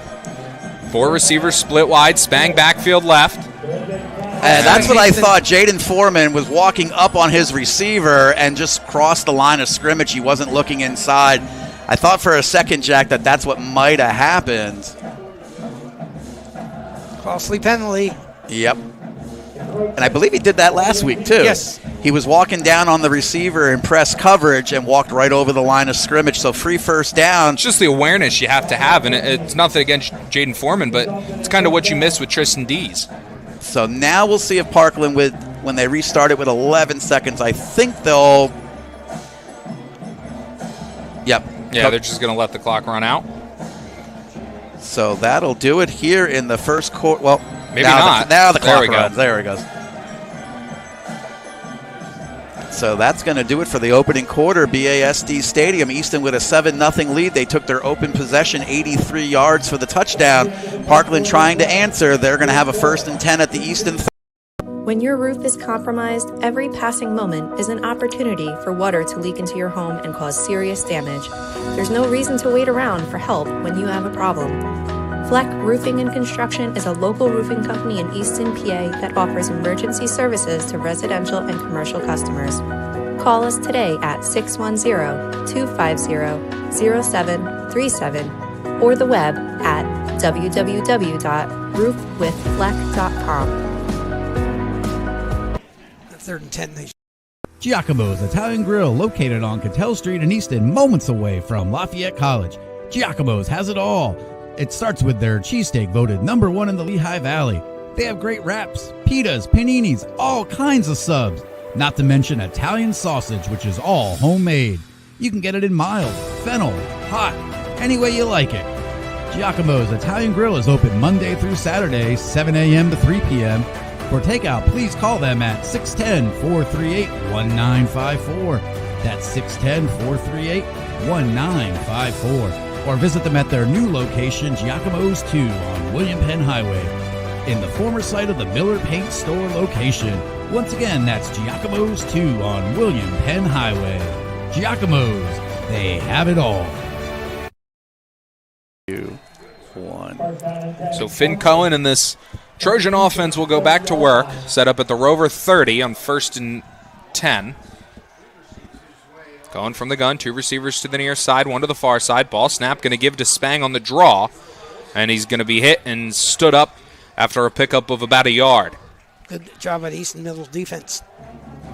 Yeah, the second drive, Easton showed that they can stop that inside run. So they're going to have a 2nd down and 9. They inch it a little closer to the 29. We'll see what Parkland comes out with. They've been running power most of this first quarter. Easton's done a good job at.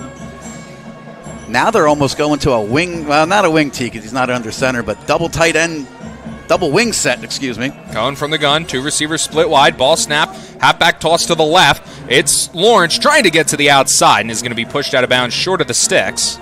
Jack, that time they motioned to that double tight. Right, and they got a double team, and they got 5 yards on that play. Yeah, they had guys off of wing tight to both tackles, and then before the snap, they motioned them to the other side, so they essentially had that double tight to the left, and that's where the pitch went. We saw that out of a different formation a little earlier, so Parkland trying to motion to the formation they want to get them to a 3rd down and 4. This is where, Tyler, we saw that little quick pass here, though, with a 3rd and 4. Going from the gun, trips bunch to the near side. Here's Parkland. And the wide receiver on the Parkland end moved. And actually the left tackle. So 2 men for Parkland. And Tyler, you wonder, because you said right below us now, we have the Beast from the East, and we're behind glass, and we're probably 30 feet above them, and they're all I can hear in my headset. Yeah, I had said to you earlier when we were on whatever was going on. Yeah. There's been so much that's gone on in these last couple of hours. Just kind of counting down the seconds, I guess. I said they're so loud across the stadium, I didn't think I didn't realize what it would be like sitting 10 feet behind them. So clock under 11 minutes in the half. Parkland in that same formation, 3rd and 9. Trips bunch to the near side. Now it's an illegal formation, but no flag. Flag flew to the near side, and Easton sacks him. Yeah, that's going to be an illegal formation, but they're going to decline it. When the man stepped off the line of scrimmage, Jack, he became the 5th guy. I believe he jumped. I believe he jumped and didn't realize he wasn't supposed to move, so he just stopped. A 2nd flag came down, too. Yes, another flag came down at the end of the play. Yeah, because they had 4 in the backfield, and when the tight end lifted and came off and set in the backfield, he became the 5th man off the line of scrimmage, having 1 less than the required. But we'll see. Maybe you never know. It's holding on Easton. Holding on Easton. Easton did not need that. So it's what? Offsetting penalties, replay the down? Yes. And that's unfortunate. Yep, so it's a legal formation against Easton. Well, and if you call it right, if you call the false start rather than the illegal formation, then it's just a dead ball. Yep. So we're back to 3rd and 9, gentlemen.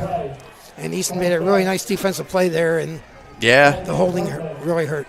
So they got to do it again. Jack, probably 4 down territory with the ball at the 29 of the Rovers. Different formation now. Cohen from the gun, 3rd and 9. Well, they tried the same formation 2 plays in a row, and they messed it up both times. So 4 receivers split wide. Lawrence backfield left. Man going in motion left to right. Ball snap. Cohen drops, looking left side, throwing left side, caught, but brought down immediately at the 24. Trayvon, 4th and 4. Yeah, Trayvon Tyler. Decision time here, 4th and 4. It would be a 40-yard field goal. I don't think Parkland's going to think about it very long. Right back on the ball. Discipline here by Easton. Cannot jump for the 5 yards. 4th and 4. Trips to the near side. 1 to the far side. Ball snap. Cohen drops. Looking right. Is going to go right up the middle of the field. Has running room for a 1st down up to the 15. Kilpatrick's going to bring them down, but 1st down Trojans as they get inside the red zone. Cohen made a great decision there. Yeah, it looked like the pocket was going to collapse. He was able to step to the outside on the right.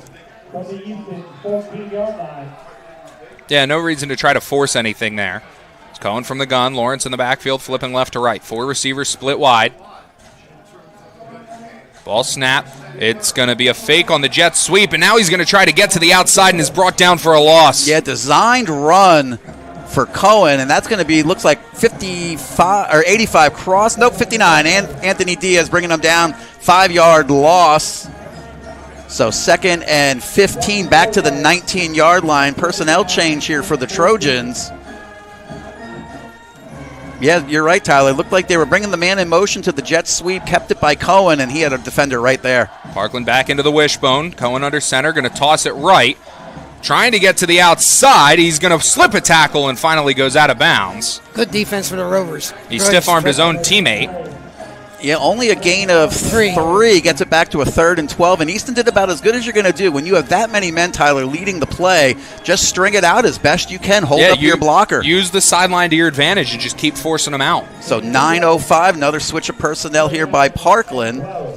Using a lot of different packages. Only 10 men on the field by, no, there's the 11th. So clock stop 9:05. Big 3rd down here for Easton. Would want to make it a 4th and long. Cohen from the gun. Lawrence. Backfield flipping right to left. 2 receivers to the far side. 1 to the near side. Ball snap. Cohen drops. Looking right. And he's going to get sacked.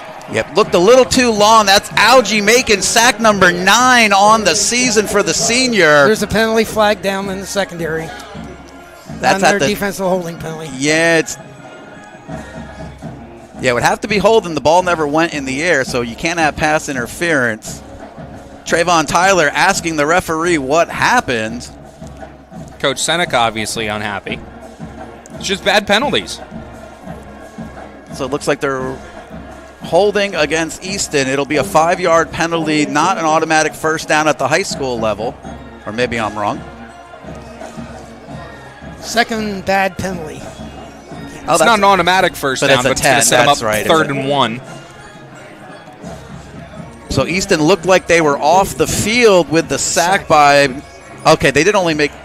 That's not the right spot. Well, now they're farther back. So it's going to be 3rd and 5. So 9-yard... Oh, maybe half the distance. Cohen from the gun. 2 receivers to the near side. And we're going to get a false start. And a false start. Didn't see it, but the Easton line pointing immediately to the interior of Parkland. Sloppy game on both ends to start. Yeah, you wonder if the sound, the atmosphere. The emotion, the adrenaline. Mm-hmm. Yeah, you can see Coach Montsman not happy right now. There were questions about Easton's discipline coming in with the flags recently, but Parkland right now. Parkland needs to get to the Easton 5 for a 1st. Cohen from the gun. 2 receivers to the far side. 2 men going in motion for the Trojans. Lawrence in the backfield left. Ball snap. He's going to sprint left. Looking. Going to throw into the end zone. Wide open, but he dropped it. Right through his hands. He was wide open. Just ran a corner route. Yep, looked like Blake Nassery, too. He's one of their most sure-handed receivers. Put the ball right on him coming out of the out route. Across the end zone, wide open. Yeah, it was the inside receiver. Jaden Foreman was in coverage. So ball on the right hash for a 4th down and 9 offense. Nope. Place kicker coming on for Easton. No, for Parkland. For Parkland, excuse me, number 25. Be a 30-yard attempt. 4th and 9. Easton wants to be careful here.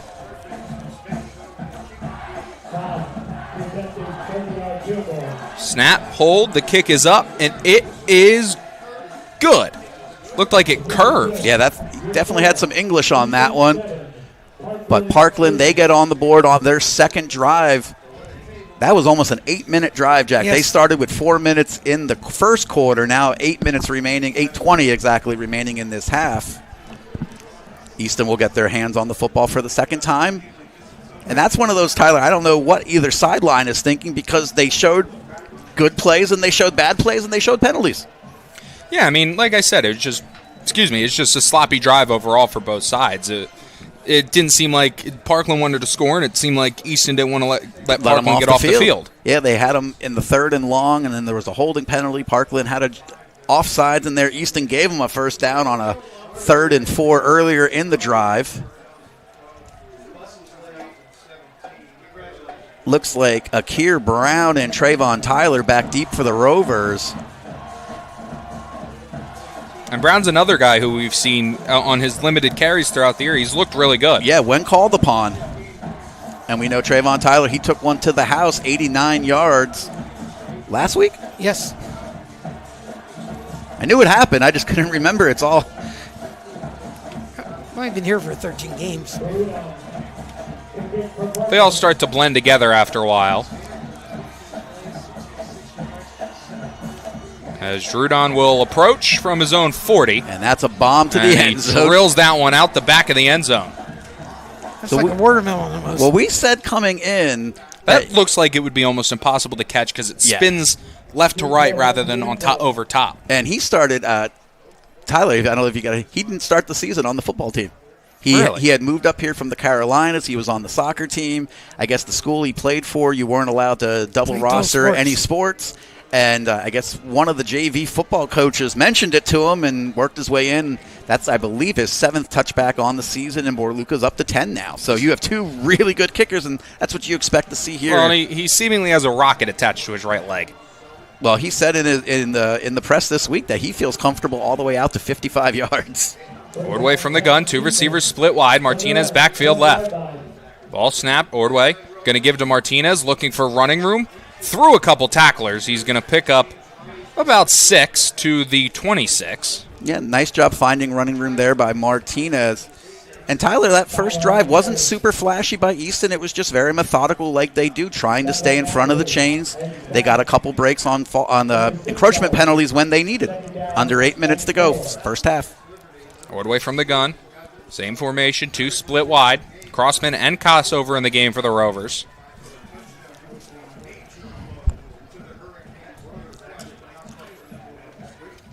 Martinez flipping in the backfield left to right. Ball snap, Ordway, play action, faking to the near side. Now he's going to step up and he's going to be pulled down. Gains a yard when it's all said and done. Back to the line of scrimmage. Yeah, it looked like the pocket was collapsing on him 3-4 yards back. He wanted Crossman in the flat, or it might have been Kossover. It was one of the 2 tight ends. Wanted him in the flat, and then a nice job by a DB to close it off. 2 receivers to the near side. McPeak to the far side. Ordway from the gun. Martinez backfield right. Biddle going in motion. Ball snap. They fake the reverse. Ordway going to throw left side on the screen. Has Trayvon Tyler with a first down up across the 35 to the 37. That was set up nicely. And give him credit. Yeah, Tyler, there's that wrinkle. Like I said, if we've seen him play 12 games and haven't seen that play before, nobody else has either. Motion was Biddle behind the quarterback. They faked it to him, turned around for the screen to Tyler, and they picked up the first down. All-important one, too, to keep the chains moving. Ordway from the gun. 2 receivers to the far side. Biddle slot right. Foul into the near side. Ball snap. It's going to be a give to Martinez, who has running room. It's Trayvon Tyler down the middle of the field. Angling to the outside. Now back down the middle. Tyler's gone. Touchdown Rovers. And Tyler, I thought you were Swami that time. I thought your crystal ball was coming through for Chris Martinez, but the change of pace back on the 1st and 10 goes to the house for, Jack, help me up, 63 yards. I don't think Trayvon realized how much room he had in front of him. No, he didn't. He was tucking the football and Yep. switching arms because he figured somebody was going to come I think he thought from he was behind. getting hit. Yeah, he was switching to the other arm, not realizing he just had nobody in front of him. Well, and he was going to use his blocker on the outside. He had a receiver to the outside, and he was going to try to use him to his advantage and try to get around him. And then he realized there's nobody to my right coming from behind as Borluka's kick is up, and it is good. And the Rovers are out to a 14-3 lead with just 6.5 to play here before the end of the half. Well, Tyler, how crucial is that 3rd and 4 pickup on the previous play? Big. It's huge. Yeah, they hit the screen pass to Trayvon Tyler to move the sticks, and then on the very next play, he takes it to the house for over 60 yards, 63-yard TD rush to be exact. But yeah, Jack, there you go. A chance opposite of the first drive where Easton was very methodical before the home run by Ordway this time. Now putting a little bit of pressure here on Easton. We've talked about, Parkland. Easton's going to get that second half kick. Yeah, I mean, you watch that play, and it was everybody's either at the line or back covering receiver. And as soon as he got through the defensive line, there was nobody out there to come close. Yeah, I think I think he was expecting that second level, and there wasn't there. Once he got through, other than the people on the defensive line, there was nobody within 20 yards of him. No, and he was able just to step on the gas and pull away. So Easton getting it done on the ground right now. Parkland going to look to answer, though, here. Borluka set the kick, 2 touchbacks already. Now he's kicking into a wind. So Borluka will approach at his own 40. He's going to kick it straight up into the air. It's going to be fielded at the 10. And now looking for running room. But he's going to run straight into the arms of a Rover defender. Looks like Kevin Kidd bringing him down, number 14. Good job there because they had 3 guys to block 3 Rovers. good coverage. So goes for a 21-yard return. So first time Parkland's not starting at their 20, Jack. Yes. 6:26 to go here. I forgot to stop the They're clock. going in a different direction right now. So Parkland took 8 minutes last time to get their field goal. 6:26 to work here first half. Cohen from the gun. 3 receivers to the near side. Ball snapped. He's going to keep it on the read option. Getting to the outside. Now he has running room. Down the far sideline is going to be pushed out of bounds at the 46. Yeah, slow to develop. A great job escaping the pressure, getting to the outside. Pick up 16 yards up to the 47. Parkland in business almost at midfield. Good answer by Parkland right away. Cohen from the gun. Ball snapped. He's going to give to the running back Spang, who doesn't have a ton of running room. No gain. Back to the line of scrimmage, and that's all. Actually looked like number 26 on the carry. I believe number 26. Yeah, that's who had the carry for Parkland. That's Thomason. Yes, Spang and Lawrence off the field right now for Parkland. Second down and 10, under 6 to go here, opening half. Cohen from the gun, 2 receivers to the near side. Spang backfield right. Ball snap to high snap. It's going to be a rollout right. Looking deep down the right side, now throwing back on the comeback, and it's knocked down from behind by McPeak. Perfectly timed defense. Yep. I think he sees that a moment earlier he could maybe step in front of that, realized he wasn't going to get there. So and did a great job of not going through the receiver. Oh, absolutely, yeah. He plays through. That's your pass interference right there. So Parkland going to be facing a 3rd and 10 from their own 47. Looks like they're going to change a little bit of that personnel, but Thomason still staying in the backfield. No Spang.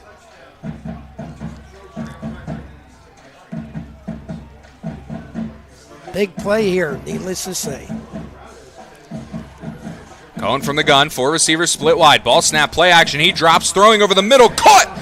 Wide open. Now breaking 2 tackles is Lawrence. All the way out, still on his feet. Down to the 25. Yeah, that's number 5 in the seam, Adams. They sent the blitz. Skylar Fallon almost got to Cohen. And if he got there, the ball would have been out. It would have been a fumble. So now Parkland, though, they swing it the other way. 30-yard gain. We got to wait for the chains to be set here, officials. Hold on a second. Parkland back in the wishbone. It's going to be a give to the running back, who's going to pick up about 5. Yeah, that's the up man, Spang. He's going to go for about 5 down to the 21-yard line. Parkland going hurry up here. 5 minutes in the half. Back to the wishbone now. Going under center, ball snap. It's going to be a give to the running back, trying to get to the outside. Now cutting it back, staying on his feet. But a whistle.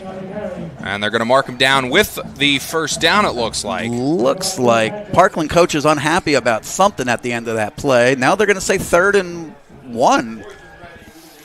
No, they're going to give him the first. It looked like from here, but we don't have the perfect angle. So 4:39 when the ball's going to be set for play. Parkland giving Lawrence a rest. Right now they're going with Thomason in the backfield running the ball. We haven't seen Lawrence much these last couple of drives. Cohen from the gun, 2 receivers to the near side, Spang in the backfield right. And a false start. Parkland encroachment. So offside Easton, 2 men from Parkland moving. And it will be encroachment. 35 yards and penalty for the Rovers.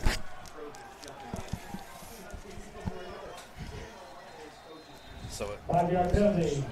First down and 5. So adrenaline flowing on both sides as teams are having a hard time staying in their stances. Parkland having to run a man onto the field late. Back into the wishbone, Cohen under center. 4 minutes to play here in this first half. 1st and 5. Ball snapped and whistle. Yeah, and that time this time Parkland definitely jumped. Yeah, the procedure that time looked like the up man in the wishbone jack was leaning forward. So trading 5-yard penalties. I'm sure both coaches love this. So it'll be back to a 1st and 10. Back to the 16 if they mark the ball. What are they waiting for here? It's pretty elementary. You're going to set them back 5 yards and have to first down and 10. But also, if you're listening on Podbean Live, if you haven't already, like and subscribe that channel. We did come on early tonight, so we'll probably, right at halftime, refresh our signal. You'll get the entire second half. Now there's a discussion here. I don't know on a procedure penalty what the discussion would be, unless they're saying that Easton was simulating the snap count. We've seen that early in the year. That's what Parkland seems like they're pointing to the Easton side as if Easton's doing something, but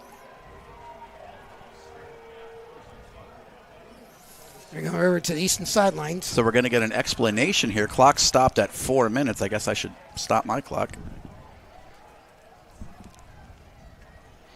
I'll call this no play after all this. We saw earlier in the year, Tyler, Easton does that really late shift on the defensive front. The linebackers bark out a signal, and the linemen move left or right laterally, which is allowed. Matt's looking up in the sky. He's not going to be happy. Yeah, neither Seneca or Falcone seems very happy. And like I said, we've seen now it looks like they're going to mark it off against Easton. Yeah, it's going to be a first down. So what was a procedure penalty against Parkland somehow during the discussion turns into a 5-yard penalty against Easton. We're not sure why. But if you have to sit and discuss it for 10 minutes, I don't understand it. It's one thing if somebody comes in and says, no, it was actually this happened first, but it's different if it's a 10-minute long discussion. And on the previous play, there was an encroachment by Easton that we didn't see, but first and goal. I saw on the near side, I think it was either Macon or Grosvenor jumped.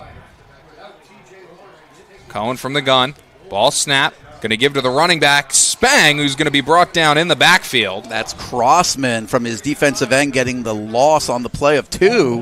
Going to back him up to the 8-yard line. Yes, still a TJ Lawrence-less offense. But Parkland trying to answer back, down 11, 3:30. I don't think Easton would stand a chance if Parkland had Trevor Lawrence. Cohen under center, wishbone, throwing right side, caught, diving to the goal line. And they're going to mark him short. 3rd and 1. Yeah, that's what I saw. He fell short. Parkland wants to go speed here. And they have 2 plays here for the end zone. Yeah, I can hear the coaches barking, go, go, go. Back into the wishbone. Ball snap, give to the running back. Spang, and he's going to walk in. Touchdown, Trojans. So the consecutive encroachment penalties of Easton gives Parkland the 10 yards they need to get the 1st and goal and the touchdown. Gets it back to a 5-point game. That's when it would be nice if we had a sideline reporter. Yeah, Coach Seneca being I don't held think back. they were set. Got the extra point.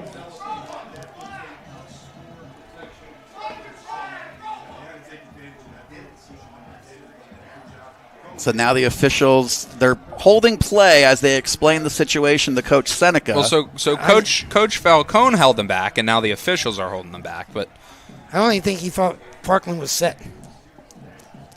They went on a quick count. well, and he could just still be upset over the 45-minute discussion that changed to a difference in what the penalty was.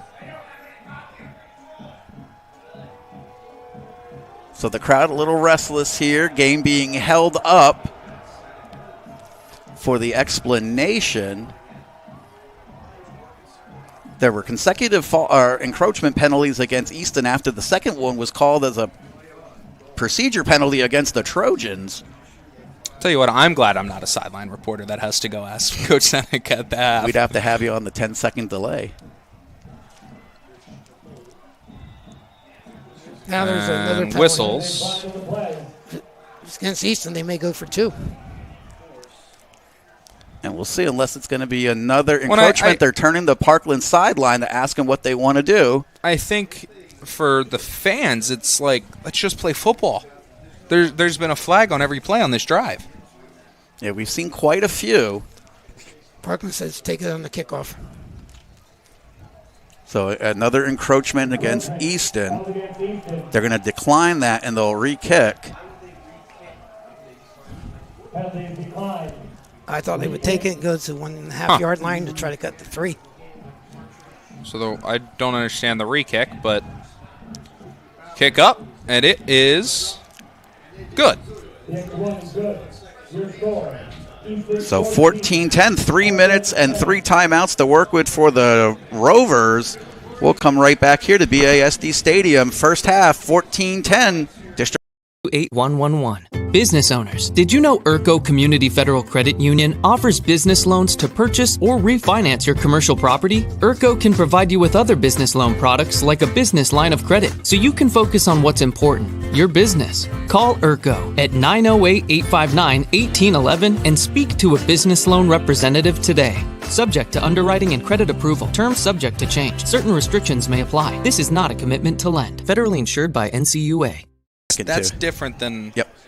So back here, BASD Stadium, 3:01 to go first half. Easton receiving this ensuing kickoff. They're also going to receive the second half kickoff. So this is a big 3 minutes, score or not score. Yeah, Easton will take and you want to, I mean, neither team has used a timeout. So on that last drive, Easton was facing a 3rd and 4 pretty quickly. So they don't want to give Parkland any more opportunities in this first half. If anything, Easton would like to get a big return here and score some points, but we haven't seen too many balls not drop outside the end zone on kickoffs. Well, you have 3 minutes. You got all your timeouts. You don't want to give the ball back quickly. As Drudon will kick it to the near side. It's going to be fielded by Trayvon Tyler at the 5 as now he looks for running room. He has it. Splitting defenders. Trayvon Tyler to the outside. Has the sideline coming back to the middle of the field. Tyler across the 30, and he's gone. Touchdown, Rovers. Field looks clean of laundry. Kicker didn't have the best opportunity at him. He had one man to beat after that. Tyler, I thought he was going to just get taken to the sideline. He cut back across the field and stepped on the gas.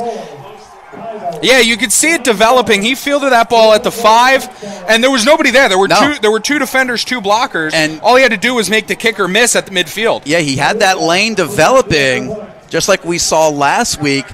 Yeah, kicker didn't have the best angle at him. We were talking, Tyler, during the week about how Noah Borluka comes in with 6 tackles as a kicker for the Rovers.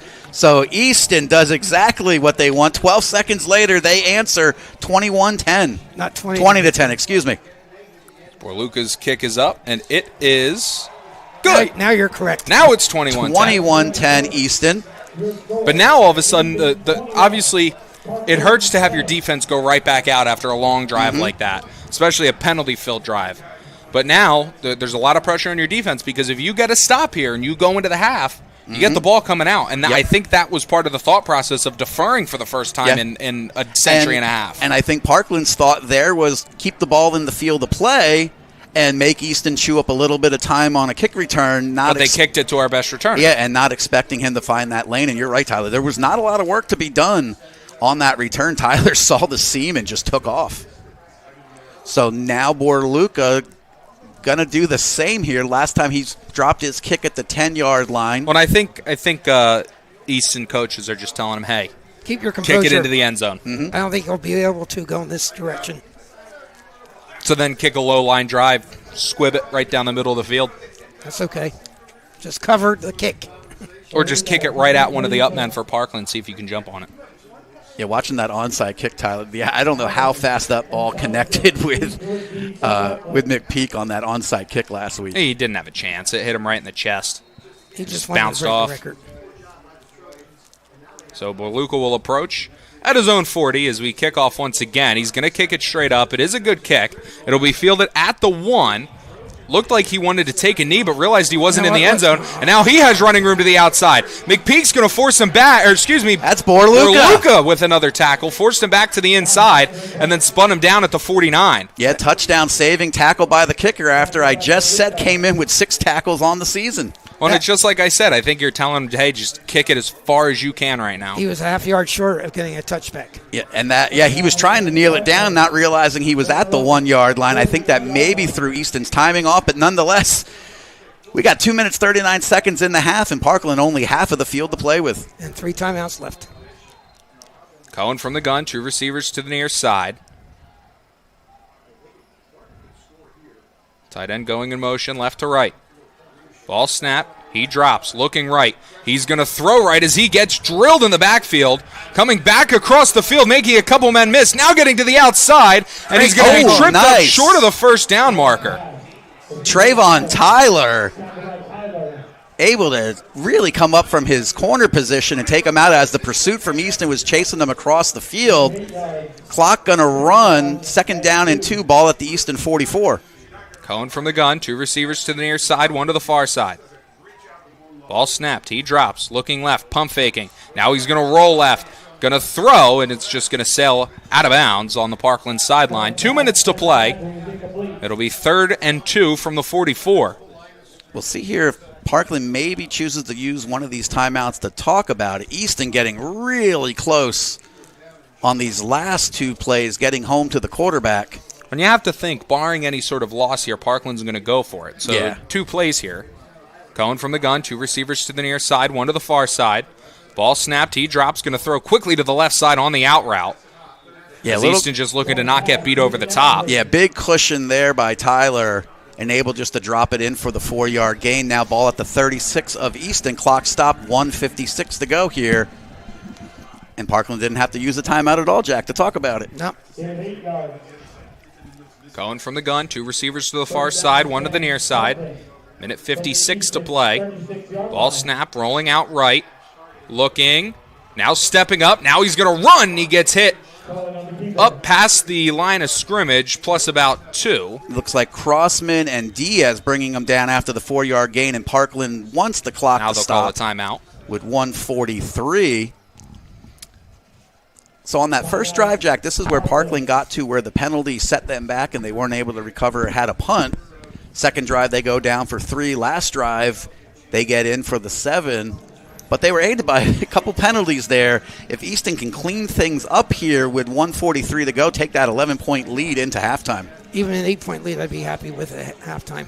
That reminder, if you're listening on Podbean, make sure subscribe to that channel. We'll take that signal down at halftime, just refresh it, and go right back up. Well, the thing here for Easton, obviously you said, Jack, an 8-point game. The situation is if you really have confidence that your kicker can hit from 50 plus, you're getting close to within range. Yeah, I mean that's what he said. I mean his previous extra point and his field goal attempt looks like he's got the leg to definitely kick it out to 40 yards plus.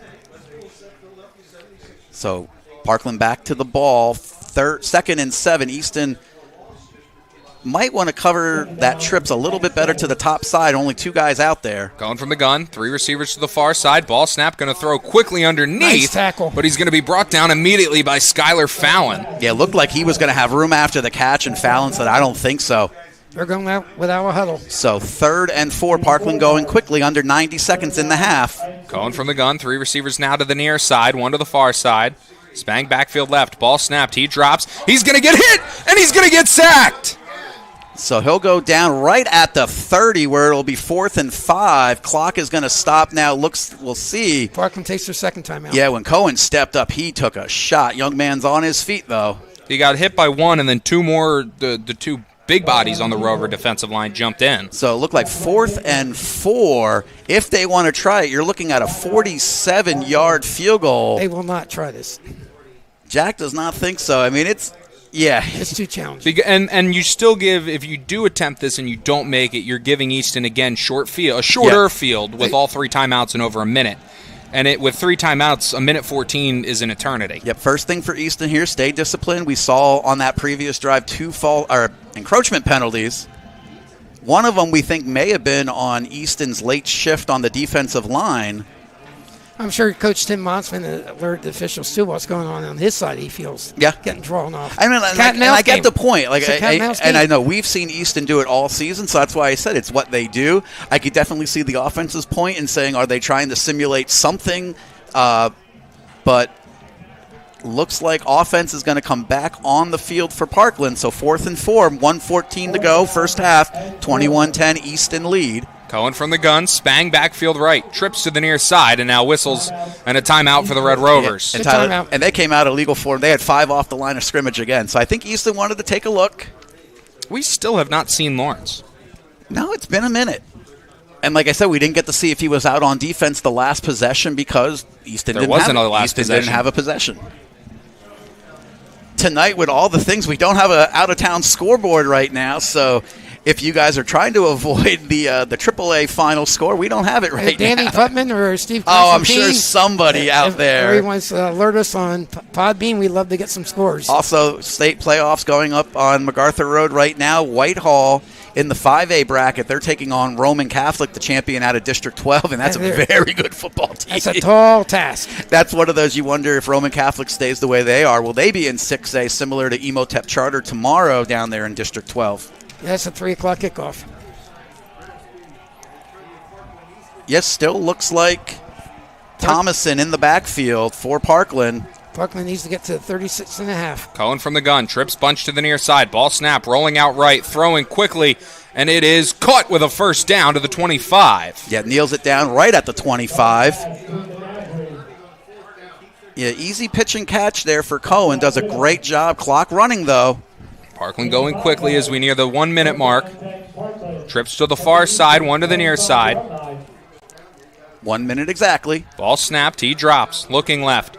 Now he's going to throw left, and it's caught wide open as his man fell down, going to the goal line, and he's in. Touchdown, Trojans. Yeah, Trayvon Tyler, he slipped coming out of his break and could not recover. So Parkland answers right back. So in this last 4 minutes, we've seen 2 touchdowns, getting it back to a 5-point game, 49 seconds.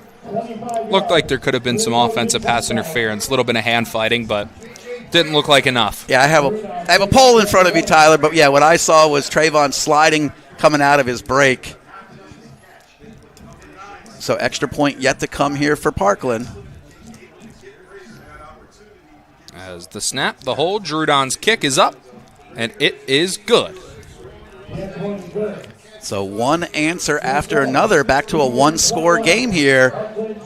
Easton. So now you can assume they're probably not going to kick it. They're probably going to either kick it out the back in the end zone or kick away from where Trayvon Tyler is. Mm-hmm. But Easton is still 2 timeouts. You got 50 seconds. Yeah, both of those set up by the kick returns. Parkland, they took that one 48 yards. But you also don't want to put yourself in a situation where Ordway, you turn the ball over and then Parkland has a short field. Yeah. With a timeout. Yeah, Parkland was able to keep 1 timeout. Because you've done everything you needed to do in this first half. Mm-hmm. Except cut down penalties at halftime. Yeah.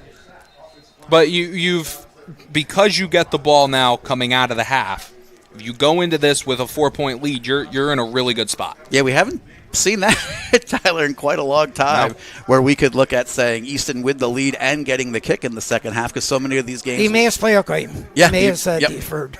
Oh, great. Oh, you mean this year's Emmaus playoff game? Yeah. Okay, I was going to say. And And so they switched. Looks like nope, Brown's still on the same side. Tyler's still on the same side. So Jerudon will approach at his own 40, and he'll kick it away. They will kick it shorter this time. It's going to be fielded by the up man at the 20. That's Jeffrey Thomas. That's Jeffrey Thomas as he looks for running room. Splitting defenders up to the 40. Now Easton has really good field position with 2 timeouts in 42 seconds. Yeah, not a bad job. I thought he was going to just take the fair catch, but picks up 15. Easton needs about 35 yards to get down to about the 25 to have a field goal situation for Nora. And so far, Ordway hasn't really had to throw the ball too much. I mean, there's few completions have been short passes. He's done what he needed. Although if they were to just take a knee, it would do wonders for us. Mm-hmm. We have 2 extra We'll minutes. see if Parkland changes that coverage at all. They've been playing everybody pretty short right now. Same thing. Ordway from the gun. 2 receivers to the near side. Crossman and Kossover lined up at the tight end spot. And no, TJ Lawrence not in at linebacker as well. Martinez in the backfield, flipping left to right. Ball snapped. Ordway. Play action. He's looking left. Now he's going to roll right. Pump fakes. Now he has running room. Stiff-arming a man. Trying to get to the outside, and he does. And he'll go out of bounds at the 45. In Parkland territory. That's what he wanted to do. He was looking for Crossman releasing down the seam. Had him right on the hashes. Good coverage there by Parkland. Best thing for Easton, getting out of bounds, 33 seconds. Rovers lead by 4. 1st and 10 from the 45. Rovers with 2 timeouts. 33 seconds to play. 2 receivers to the near side. Martinez backfield left of Ordway in the gun. Ball snapped. Ordway drops. Looking left. Throwing left. Deep for Fallon. Wide open. Caught. Touchdown Rovers. And an answer.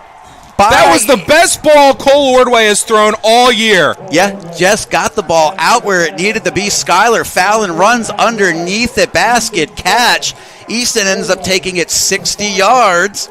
And now, Tyler, you wonder about that pooch kick, if it would have been better sending it down the field, Jack. Yeah, with the one that you're back, I'm all for trying to get into the end zone. I mean, Fallon just ran a post, and Ordway hit him right down the middle of the field.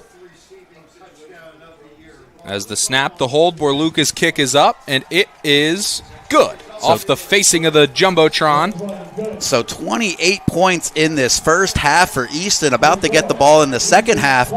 And, Jack, one of the things that we were questioning about this Parkland team is how they would respond. They come in only giving up 9.4 points a game. Now Easton is approaching 500 points. Yeah.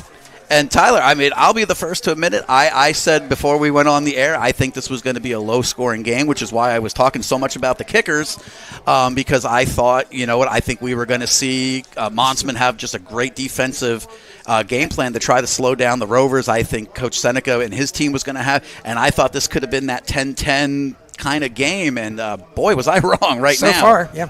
But we've seen adjustments at halftime. I'm having a lot more fun working right now than if it were to be a 10-10 game. Mm-hmm. Well, sometimes you never know. The lid goes on these games in the second half. If you're listening on Podbeam, don't stress. We're going to be back in... We got 3 minutes. Yeah, we got 3 minutes left, so we'll get to the end of this first half, I think. We hope. You never know. When you think 25 seconds at a timeout in football, think 10 minutes. I told that story about Oklahoma. They had to wait a 90-minute delay and a different town. So Borluca will kick it down the middle of the field. It's going to bounce at the 12, field it at the 8. Now he's looking for running room, trying to get to the outside, breaking a tackle, and is going to be, well, he's still on his feet, and now pushing forward to the 34. Naseen Adams on the return, brought down by number 34, Mike Zamora for Easton. 16 seconds to work with. 1 timeout. Ordway's out there on defense. So you maybe take 2 chances at the end zone, or you take a knee? I think you try to play underneath and see if you can break it, see what happens after that. Well, they have the ball spotted at the 35, the chain spotted at the 33. Now they're at the ball wins, so now they move it up to the 35. Easton playing 2 center fielders. Like you said, that's where Ordway comes in. It's him and Biddle. They're both back at the 45. Easton only rushing 3. 4 receivers split wide. Ball snap. Now they bring a blitz. Throwing right side as he gets pressured. It's going to be caught. Now looking for running room as a flag flies. Stiff-arming a man. And out of bounds. Yep, that's going to be a face mask. Might be inadvertent. when he was dancing around, one of the hands flew out there from the Rovers and snagged it. He's shy of midfield. There'll be 6 seconds here, so probably one play. They pointing the other way? I'm not sure. Easton had a good pass rush despite they rushed 3 and then sent Kilpatrick on a blitz. Yes, Kilpatrick was coming in on the blitz. They had this. So 6 seconds. If you're with us on Podbeam, don't worry. We'll be right back. We're hoping the score's still 20-17. We have a minute and a half. Yeah, we still got 90 seconds to close out. It's going to be the personal foul, the 15 yards, so that'll go at the end of the play. Easton, 50 yards and penalties, Jeff. You can't do that. So they're going to mark it from the negative 43, so that'll put it all the way down to the Easton 42. And now a jump ball could come into play here, probably the last play of the half. Or, if you really trust your kicker, yeah, he with said the wind helping him. He said 55 yards. 15-yard penalty for the end of the previous play. So the offense will stay out. Cohen from the gun. 3 receivers to the far side, 1 to the near side. Ball snapped. Cohen drops. Looking left, he's just going to throw it into the flat. Has a man open. He's going to be brought down at the 31. Are they going to get the timeout off? Yeah, there were 000s. Now there was 1 second as he was falling Easton's down. heading to the locker room. Yeah, Parkland immediately, before he was even to the ground, was running on the field for a timeout. And now Easton's getting waved back to the sideline. And now they're going to wave him off the field. They didn't get the timeout off in time. He didn't go down quick enough. Yeah, Parkland, they still want a chance. They're waving Easton to the sideline. If you're with us on Podbean, give us a minute. We'll be back in just a second. Tim Monsman's not taking his team anywhere. Now he laments, and they will head to the far side, trailing by 11. Referee raises the ball. And, Jack, we're going to take a wild first out. Take 4 breaks. So we'll be back. Enjoy these commercials here on Red Rovers Sports. Reminder, if you're in the Lehigh Valley area, get out to these sponsors. Support them. They make it possible for us to bring you playoff. Founded in 1996, the Marblehead Chowder House offers a casual, coastal atmosphere with fresh seafood, shellfish, and hearty chowders. Located on William Penn Highway in Easton, the Marblehead Chowder House is the perfect spot for family and friends. Featuring dishes unique to New England and open daily, the Marblehead Chowder House has Ipswich belly clams, fresh lobster rolls, a raw bar, and of course, live lobsters arriving regularly. The only thing missing is the cool sea breeze. With their lighthouse and nautical decor, the Marblehead Chowder House creates an experience like no other in the Lehigh Valley. What it was. Were you waving? Established in 1936, Regal Insurance has a long-standing and strong foundation in the Lehigh Valley community. We pride ourselves in offering our customers a personal experience where you are always able to speak directly to an insurance specialist. Access to mobile software allows quick response to claims, questions, and inspections from our experienced team. Whether your driving record is flawless or has hit some bumps in the road, we have great service options for you. If you are looking for an insurance specialist who has your needs at heart, welcome to Regal Insurance. Visit us on the web at Regal Insurance. Regal Insurance. Real people, real coverage. Rutler Screen Printing, founded in 1954 in Georgia's garage, has grown into a leader in the industry. Operating from an 18,000 square foot facility in Easton, PA, we offer top-notch screen printing, embroidery, private stores, and fulfillment services. With decades of experience and a commitment to never disappoint and always amaze, we provide exceptional quality and customer satisfaction. Official apparel company of the Red Rovers Sports Network. www.rutler.com or call today 610-829-2999. Lawrence is hurt. Oh, yes? I don't know. Sam Ruda Realty. Sam Ruda has been in the real estate business for more than 45 years. A lifelong resident of Easton, Sam serves the greater Lehigh Valley area. In business with his son, this family-oriented firm is perfect for all your real estate needs. Not only can Sam help you find the home of your dreams, he can help to sell your home for top dollar. Visit www.samruda.com for more information. That's www.samruda.com for more information. Sam Ruda, Easton Real Estate Agent. East from the East, the 101st edition of the Easton Area High College Hill Tavern, located at 420 Cattell Street in Easton, is more than just your neighborhood bar, it's an Easton tradition. Whether you're off to Fisher Field to watch Lafayette or simply passing through town, stop by the College Hill Tavern, where the Milham family serves some of the best food, drink, and company around. The College Hill Tavern is a museum for Lehigh Valley sports fans, so you always have an opportunity to talk about local high school, college, or professional sports with your fellow patrons. The College Hill Tavern offers a full menu as well as 10 beers on tap with an extensive selection of bottled domestic, imported, and craft brews. If beer isn't your thing, the College Hill Tavern has a fine wine list and wide variety of other liquors. The College Hill Tavern is open 7 days a week from 12 noon until 2 a.m. with food served until midnight daily.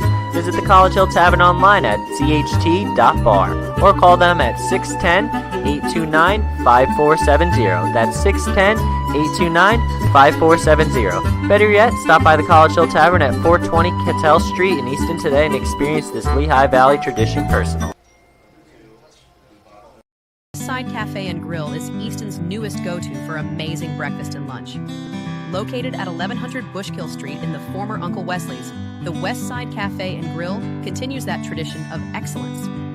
From gourmet French toast and waffles to juicy burgers and cheesesteaks stuffed to the brim, we are ready to bring you our creations in quality.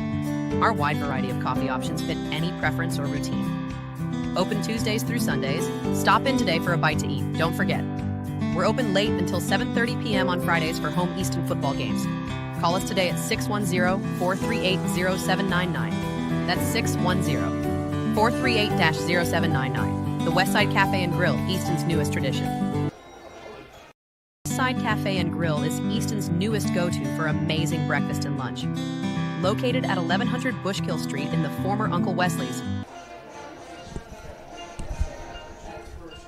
A lot of big things going, and listen, it's all you guys have been doing a great job. We just want to thank you guys again this month for just putting the hard work in to let us get where we need to get to. Here at Kelly Nissan, we value our customers and community above all else. We strive for excellence From sales to service and everything in between. We are your Kelly Nissan. and we want to see you guys year after year with a smile on your face. So come on in. We'd love to meet you. So we're back here at BASD Stadium at halftime. Easton Red Rovers with a 28-17 lead. Easton opened the scoring in the first quarter with a 83-yard drive, Jack, to make it 7-0, but 38 points scored in the second quarter. Definitely some fireworks.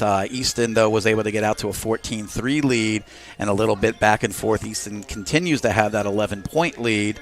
Trayvon Tyler, the big play so far. He takes it over 90 yards on the kickoff return. Last touchdown goes for 40 yards from Ordway to Fallon. Ordway earlier had one on the ground from about 40 yards out, Jack. That was rushing touchdown number 33, tying the Easton Simpson Easton school record. And Trayvon Tyler also had one on the ground as well. He took 160 yards as well. Right.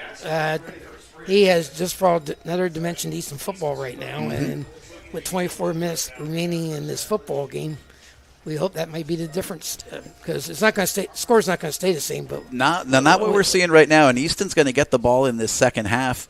And Jack, I mean, this is the game I expected to see. The only difference is that second level tackling of Parkland has allowed Easton to get the big plays. Yes, and also the pass defense, Parkland. Yeah, and Easton has found out they can pass against the Trojans. Yeah, and in that moment, too, you think that late in the game, 30 seconds to go in the half, but Parkland continued to play just man coverage, and they were able to – Easton was able to score on the post route from 40 yards. Jack, those two touchdowns, though, the Ordway touchdown and the Trayvon Tyler 60-yard run looked like they should have only have gone for maybe 3 or 4 yards. Yes. And it was just that tackling and that second level of speed. One of the things, though, that could come in with – playing to stop the run, the second level for Parkland is playing within a yard of the line of scrimmage. Got an ocean in front of you if you break it. Yeah. So let's step away for a few more commercials. We'll come back here. Red Rover Marching Band on the field. Parkland Trojans, they performed in before the game, so only a 15-minute halftime tonight. We'll be right back. Law is a litigation firm located in Easton, Pennsylvania. Their attorneys represent injured parties in personal injury litigation, business litigation, intellectual property disputes, trust and estate litigation, and real estate matters. They serve clients in the state courts of Pennsylvania and New Jersey, as well as in federal courts throughout the country. Chuck Bruno is a founding member of Bruno Law and was born and raised in Easton, Pennsylvania. Contact them today for an initial consultation at www.brunolawfirm.com. That's www.brunolawfirm.com. Bruno Law, focused on results, dedicated to advocacy. All right, hold on. When your roof is compromised, every passing moment is an opportunity for water to leak into your home and cause serious damage. There's no reason to wait around for help when you have a problem.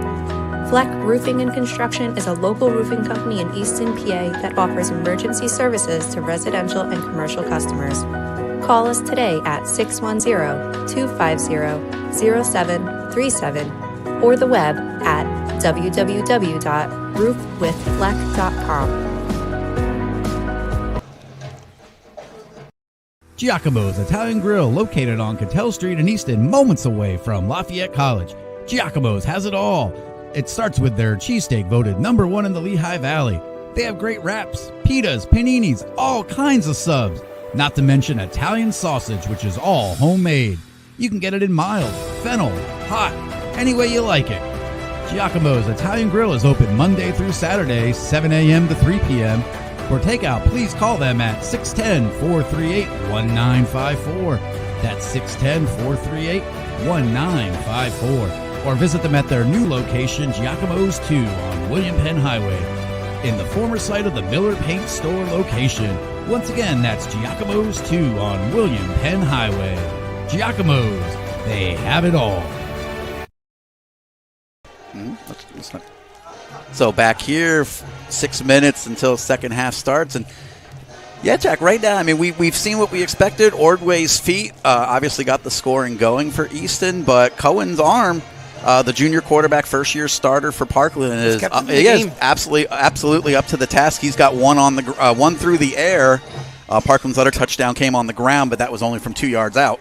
Yes, and Easton's been steady. The first drive of the game, go 83 yards after deferring toss of the coin and put the Rovers up 7. And we've told everybody Easton will get the second half kickoff. Now it's up to the Rovers to take advantage of the ball the second half and do what they did the first half, drive 83 yards. Yeah. Some news and notes. Don't forget, tomorrow morning, 9 a.m. Jack, am I hitting leadoff? Yes, you're leading. All right, so batting leadoff. You can listen to Jack Logic Sports Saturday. That's at 9 a.m. on JAJL Sports, Podbean Live. If you want to hear all the wrap-up coverage from this one, District 11 6A final, the AAA final, haven't been updated on that one. I was going to watch it, Jack, when I get home, but I figured there was no way I could escape here without hearing that final score, but we'll see. And then we'll also talk about Whitehall Zephyrs, see how they fared against one of the best teams in 5A in Roman Catholic. That big game in Caslacqua. Yeah, that game in Caddy. That's the Notre Dame Green Pond and Northwestern Lehigh. I can't imagine they have any more fireworks than we've had. It's been fun here, to say the least. For those of you wondering, whoever advances out of this tonight, the game will be in District 11 next weekend. We don't know Friday. We don't know Saturday. There is an opportunity for a District 11 team to host a home game if they meet PIAA criteria. If the Rovers are playing, though, Jack, you can be assured we'll be there. Yes, and there's a good chance, 9 chances out of 10, that Easton would host the game at Cottingham Stadium if they win. And we know Parkland cannot due to the grass field at Parkland at Orfield. But obviously that's something that they absolutely love up there. Yes. And Jack, our sponsors too, especially when you see these. I don't know if people always realize, but they're the ones that make it possible as we go through these playoffs. They're the ones that make it possible for us to pay our bills. Yeah, to pay our bills, and I don't think people realize. The rights fees. Yeah, I don't think people realize. I always say sometimes it's me with it's me sitting here with my laptop and bubble gum, but they don't care. So our sponsors, they do it great, and like I said, everybody's agreed to pitch in throughout. However long Easton's playing football, we'll be there. Just hopefully they allow us to be inside. They're very appreciative of the people we go out and see in the public. They're thrilled to have Red Rover football and all the Red Rover sports. Yeah, I know Tyler said he was in last night. He was listening to a statewide football preview show, and somebody saw his username and said, that he checks us out. And my wife was in Pittsburgh a couple weeks ago, and her Uber driver, who's from Allentown, said that he actually listens to us on Friday nights because it's one of the things he can get while he's driving in Pittsburgh. So sometimes I feel like I'm just sitting here and talking with you and Tyler every week and having a good time. And we are. And we are. Like I said, but we don't forget that there are actually people out there, and we thank you guys immensely. And Jack, when last week ended and this week we'll see. I mean, we've just this fall, we're approaching almost 24,000 viewers and listeners in this fall, and obviously it's not possible without the people out there listening. Yeah, and we should tell everybody that the winner of this will meet LaSalle College High School or Emotep Charter. They're playing tomorrow at 3 o'clock at Northeast Yep. High School. And I do know one of the teams, I think, other than no, that's it. I'm trying to think if any of Easton's opponents are still playing. I know CB West. Becca lost last night. Yeah, Becca was one of the ones eliminated. And Erasmus Hall, they begin their playoffs. They play in what's the PSAL, the Public School Athletic League. They're entering that playoff as the number 2 seed. Yes, they're 7-2. They lost a tough game to Tottenville, and that's 38-35. And that's the 1 seed. So that made the Rovers grow up quick. Yeah, and it was a great schedule by Dr. Vaults. Yeah, I think that was a great thing. I know. So we felt kind of ashamed when we had a chance to sit down with their athletic director, and he started talking about. We should send him an email this week. Yeah, a fruit basket. No, send an email. Tell them, especially if they win. Congratulations. Yeah, congratulations. And tell them where we're at. And I don't know if Easton football will be there, but we'll come and hang out at Coney Island anytime he invites us. Yeah. But they have good hot dogs, I hear. Absolutely. Oh, I love Coney Island's great. My daughter was just up there with her Girl Scout troop. It's where the Brooklyn Aquarium is. It sits right on the boardwalk. You know why I haven't had all year? What's that? 13 games, 0 hot dogs. Well, once I'm locked in. I know, we're here. I don't move. Yeah, that's. So we're less than a minute to go, Jack. It feels like this halftime went so quickly due to the fireworks at the end of the first half. Yeah, Kyle Craig. I'm calling him Kyle Craig. Kyle Craig will be on at 9:30. Okay. Tell us more about this game and everything else locally. 10 o'clock, Brad Wilson will join me. He'll have that Phillipsburg game. They're hosting the sectional final against Montgomery. Right. They're trying to get to the final. And then 10:30, Bruce Nagy from Los Angeles. So a lot of good sports talk tomorrow morning. One of the people we can line up for next week, I know I was chatting with him earlier, winter sports season officially kicks off. Coach Keener? And Coach Corey Keener, now we can officially say, at the helm of that Easton Rovers wrestling program. And I saw he's got almost 30. If you include some of the freshmen that are going to be with the team for a few days, over 40 athletes coming out. And that's not with Pastula, Zamora, Crossman, and Kossover from the football team. Yes, so 40-plus is nice way to build a program. Yeah, and one of the things I know we were letting some people know, there is not 2 junior high teams this year. Just one. Just one because of the addition. Girls junior high is now a team, an actual sport at Easton High School. So there are 2 junior high teams, but one of them is of the female variety. And then obviously Easton's super successful girls wrestling team. I guess that would mean that Corey might keep more kids up to wrestle JVs if they're not going to see junior high action. Yeah, that's true. Because Easton had done a great job separating sort of the really talented kids and saving them for the toughest competitions and traveling and getting them a great tournament schedule. But you're right. Yeah, if they're not able to get those additional dates, some of those wrestlers might stay up. And there's a few freshmen I know that they want to keep their eye on. And Jack, who better than the new assistant coach, Brian Young, coming up he was the state coach of the year last year for junior high wrestling, and he's able to slide up with some of those super talented ninth graders. Yes, and Brian's just a gentleman and scholar, he'll have a big imprint in Red Rover wrestling. Well, he's been my buddy now. He and I are spearheading the 100th match of Easton Nazareth, all the festivities going on that night.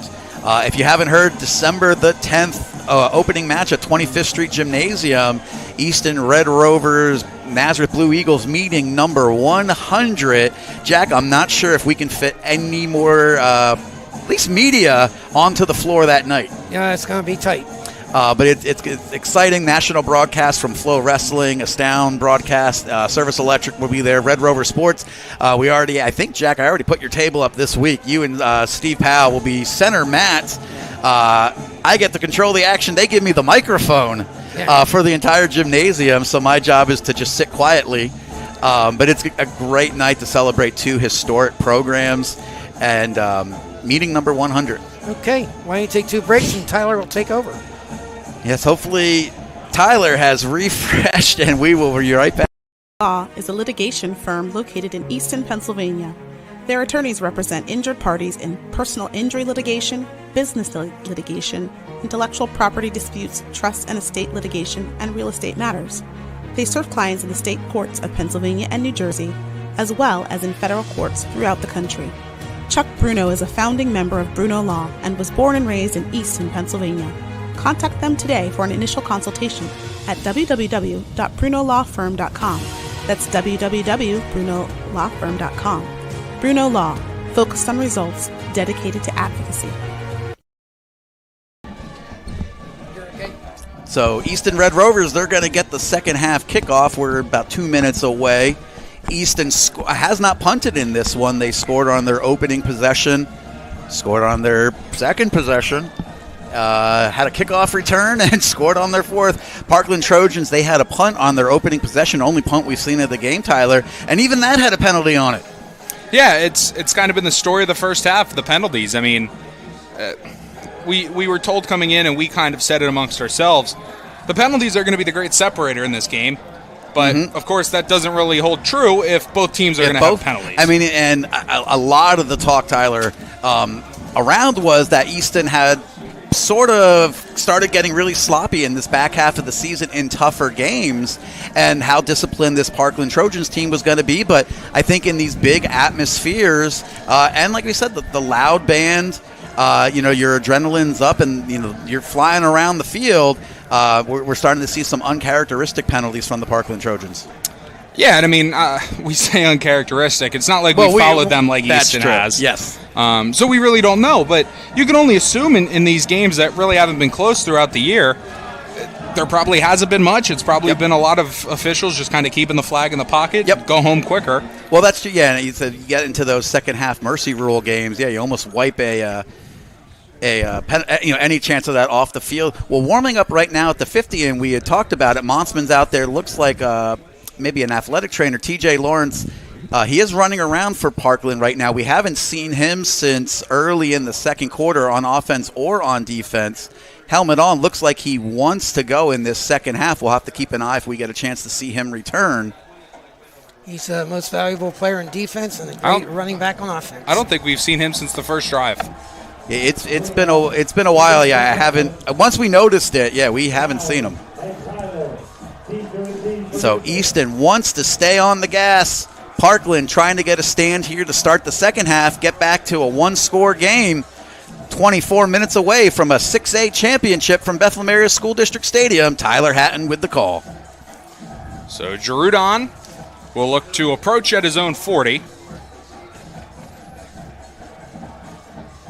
So we get set for the second half of this 6A championship game.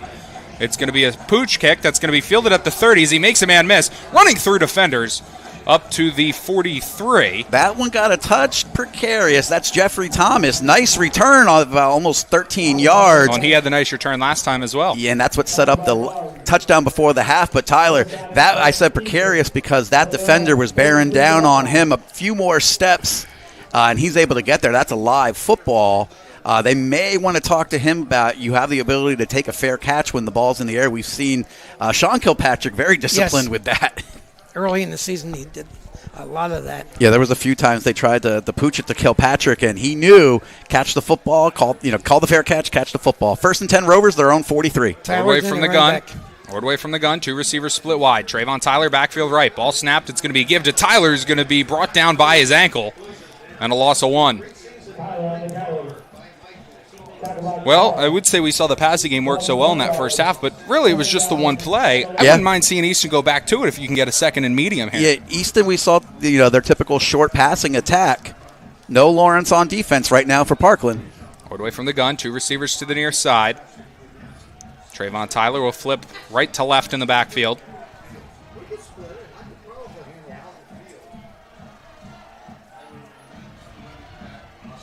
Ball snapped, Ordway. He's going to give to Trayvon Tyler to the outside, now cutting back up the middle. Nice. Just shy of the midfield marker, call it the 49. Nice patience. Yeah, I don't know if that was designed to the outside, but he waited and was able to cut it up inside the end and get 6 yards where it didn't look like there was much. Rovers going quick, 2 receivers to the near side. Trayvon Tyler, backfield left. Freeze play doesn't work for Parkland. They gave a free first down a couple times in the first half to Easton. 15 seconds play clock, no rush here by the Rovers. Trayvon Tyler flipping left to right in the backfield. Ball snapped. Ordway going to follow his blocker. Now going to the outside, cutting back up the field. We'll have a first down to the opposite 45. Yeah, really nice job by Easton firing off at the snap. It looked like Parkland was caught flat-footed, and Ordway was able to get to the corner before the Trojans could even respond. So first down in Parkland territory. 90 seconds gone by. First down and 10, Easton from the Parkland 45-yard line. Ordway from the gun, 2 receivers split wide. Tyler backfield left. Freeze play, and now we'll look to the sideline. Confidence out there. Ordway actually adjusting his socks while he's looking to the sideline. From the gun, Trayvon Tyler backfield left. Ball snapped. He's going to give it to Tyler. Looked like the read option, but he gave it instead of kept it, and Trayvon Tyler doing a nice job keeping the feet moving. And he's going to pick up 8, just shy of the first down marker. Yeah, I wouldn't say he was dancing. He was just doing a good job staying behind his blockers and being elusive. He was hard to find there for Parkland. So nice gain on first down, second down and 3. Ball at the 38-yard line of Parkland. Maybe now you see him try to open it up. 2 receivers to the near side. Yeah, Parkland has not really changed. They're content to go man on the outside and keep everybody else inside. Easton also a pretty tight formation, so everybody inside that box. Ordway from the gun, Tyler to the near side, or to his right rather. Ball snapped, Ordway going to keep it, following his blockers, and he's going to be pushed forward. It looks like he has enough for the first down as a flag flies in way late. Yeah, there was a huge scrum, and when I realized where Ordway actually was, that was about 5-6 yards out of bounds. He was thrown down. Flag's going to go for about the 35-yard line. We would assume. And we won't assume anything. Well, we shouldn't, because we saw a penalty actually overturned or reversed during a discussion, but if the 15-yarder would take the ball down to the 20 for Easton.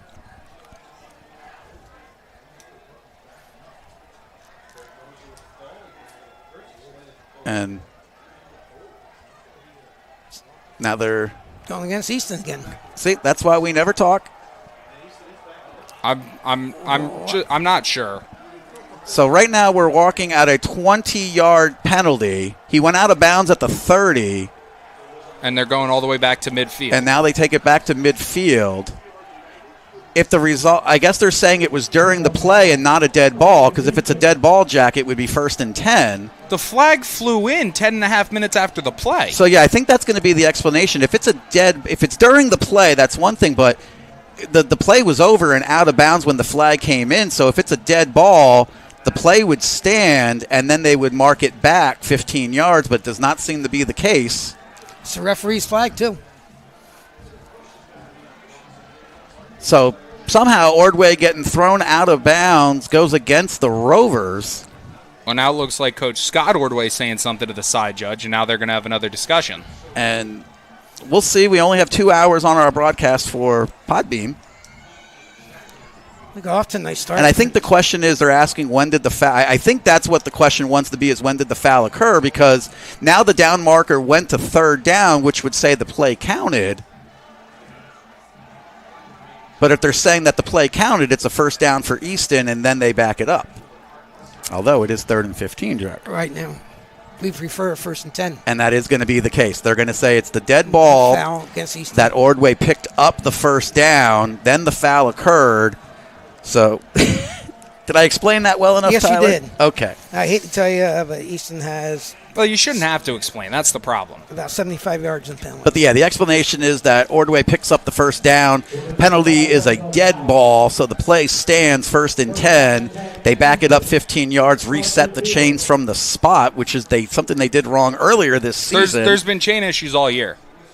So Ordway from the gun, 2 receivers to the near side. Trayvon Tyler backfield left. Ball snapped.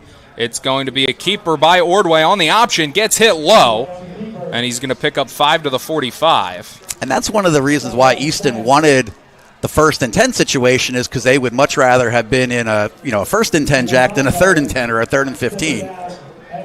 Well, and that was confusing right away because they backed it up 20 yards. Yeah. And so they were somehow incorporating it both ways to be a benefit for Parkland.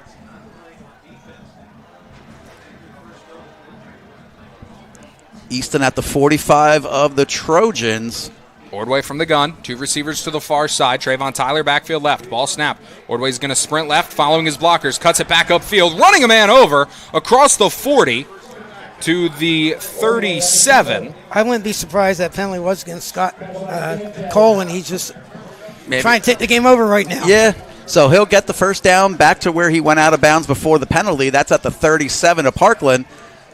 I mean, we didn't see anything on the sideline, but when you looked up, you saw a lot going on way after the play, and then the flag flew in. I wish we at the stadium would get an explanation for what the penalty was, but those wondering, TJ Lawrence still not on the field for Parkland. He's on the sidelines trying to get his teammates fired up. Ordway from the gun, 2 receivers to the far side. Ball snapped, give it to Tyler, dancing in the backfield. Makes a few men miss. Down the middle of the field, up to the 20, and is brought down from behind. A great run by Trayvon Tyler, a gain of 17. He's over 100 yards right now. Yeah, he's inside the 20, call it the 18, where it's going to be a red zone trip for Easton. Tyler comes off. He got jumped on late after that play. So Martinez checks into the game with 2 to the near side. Martinez left to Ordway. Ball snap. Ordway following his blockers and is going to be thrown down late out of bounds. Yeah, you can hear the Easton fans are saying, how comes he's 4 or 5 yards out of bounds getting thrown down? And Cole's just pulling his lineman away. And Coach Seneca's asking the same thing. How is it my quarterback can be thrown down 5 yards out of bounds? And it wasn't even close. Yeah, that one we actually had a pretty good view of. It was right in front of us. The out of bounds is there. You have the 2 yards of white chalk. You have the team line, and then he was still thrown down on the other side of that. He ended up on the track at the end of the play. Ordway from the gun. 2 receivers to the far side. Martinez flipping right to left in the backfield. 5 on the play clock. Ball snapped. Ordway. He's going to give to Martinez, who's going to dive forward. Got about 5 there, Tyler. Shy of the first down marker at the 10. Yeah, 3rd and about 1. Easton now already 4.5 minutes into this drive, which started back at around the 45.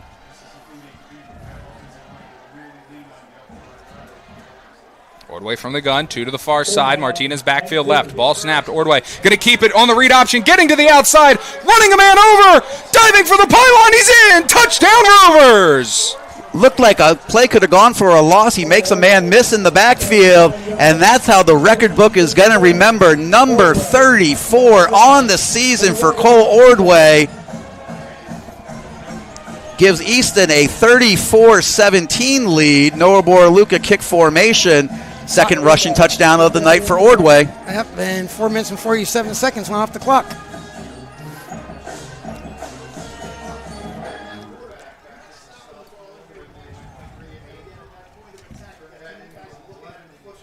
Snap.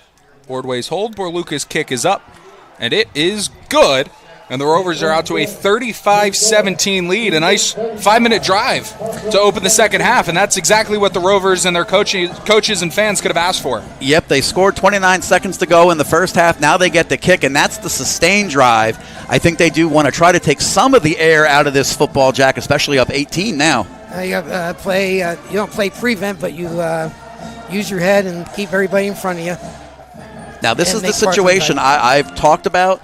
With this Parkland team, they've been here for 4th straight 6A final, and Tim Monsman, he's been in these situations before. I've seen him when he was coaching at Liberty. This is not something that you want to count out. No. I'm sure Parkland has figured things out in the locker room at halftime. So Easton, they definitely want to come out here, get a defensive turnover. They do not want to stop scoring. Good kickoff coverage, too, is very important. So Easton yet to be stopped on offense.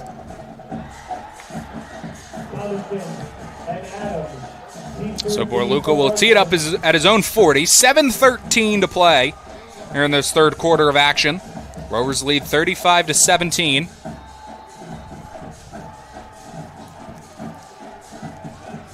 As Borluca will approach at his own 40 and he'll kick it away. It's a good kick.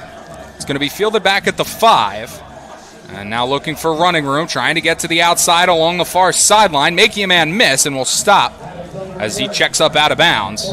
Yep, back to the 30. Nice coverage there. Ben, but you don't break on coverage even. Yeah, it looked like Kevin Kidd had a shot at him. Eventually was able to scoot out of bounds. Judd Kosover finally pushed him out. So just shy of the 30, 7:06 to go here, third quarter. Easton Rovers now, defense is going to be in their court. Offense has done a great job getting 35 points, 18-point lead.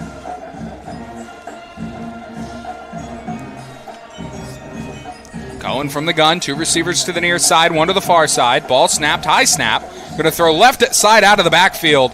Incomplete. He overthrew him. And it looked like the running back heard the footsteps. Yeah, no, they were selling out there. It actually almost looked like Grosvenor. Or no, sorry, that's Algie Macon coming from his defensive end spot. But no, Easton wanted to bring pressure. They do not want to give Cohen any comfort back there if he's going to try to bring Trojans back with his arm.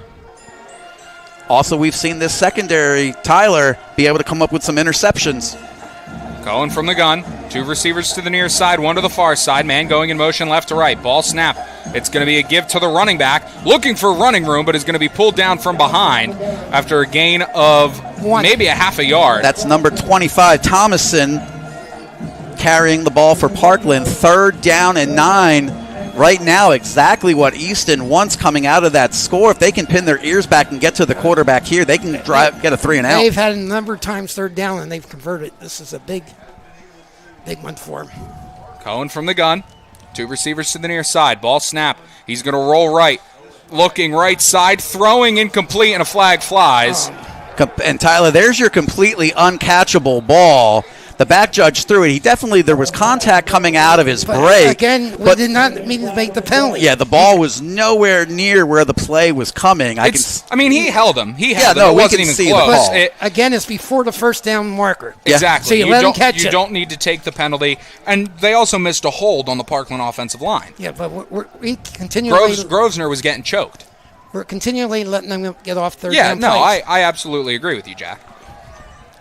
It's just stupid penalties from Easton. That's probably the 5th or 6th of the night. Yes. Yeah, that's and sometimes it's tough to say it's 2 penalties. Oh, offsetting. So Tyler, they must have saw what you did. Illegal.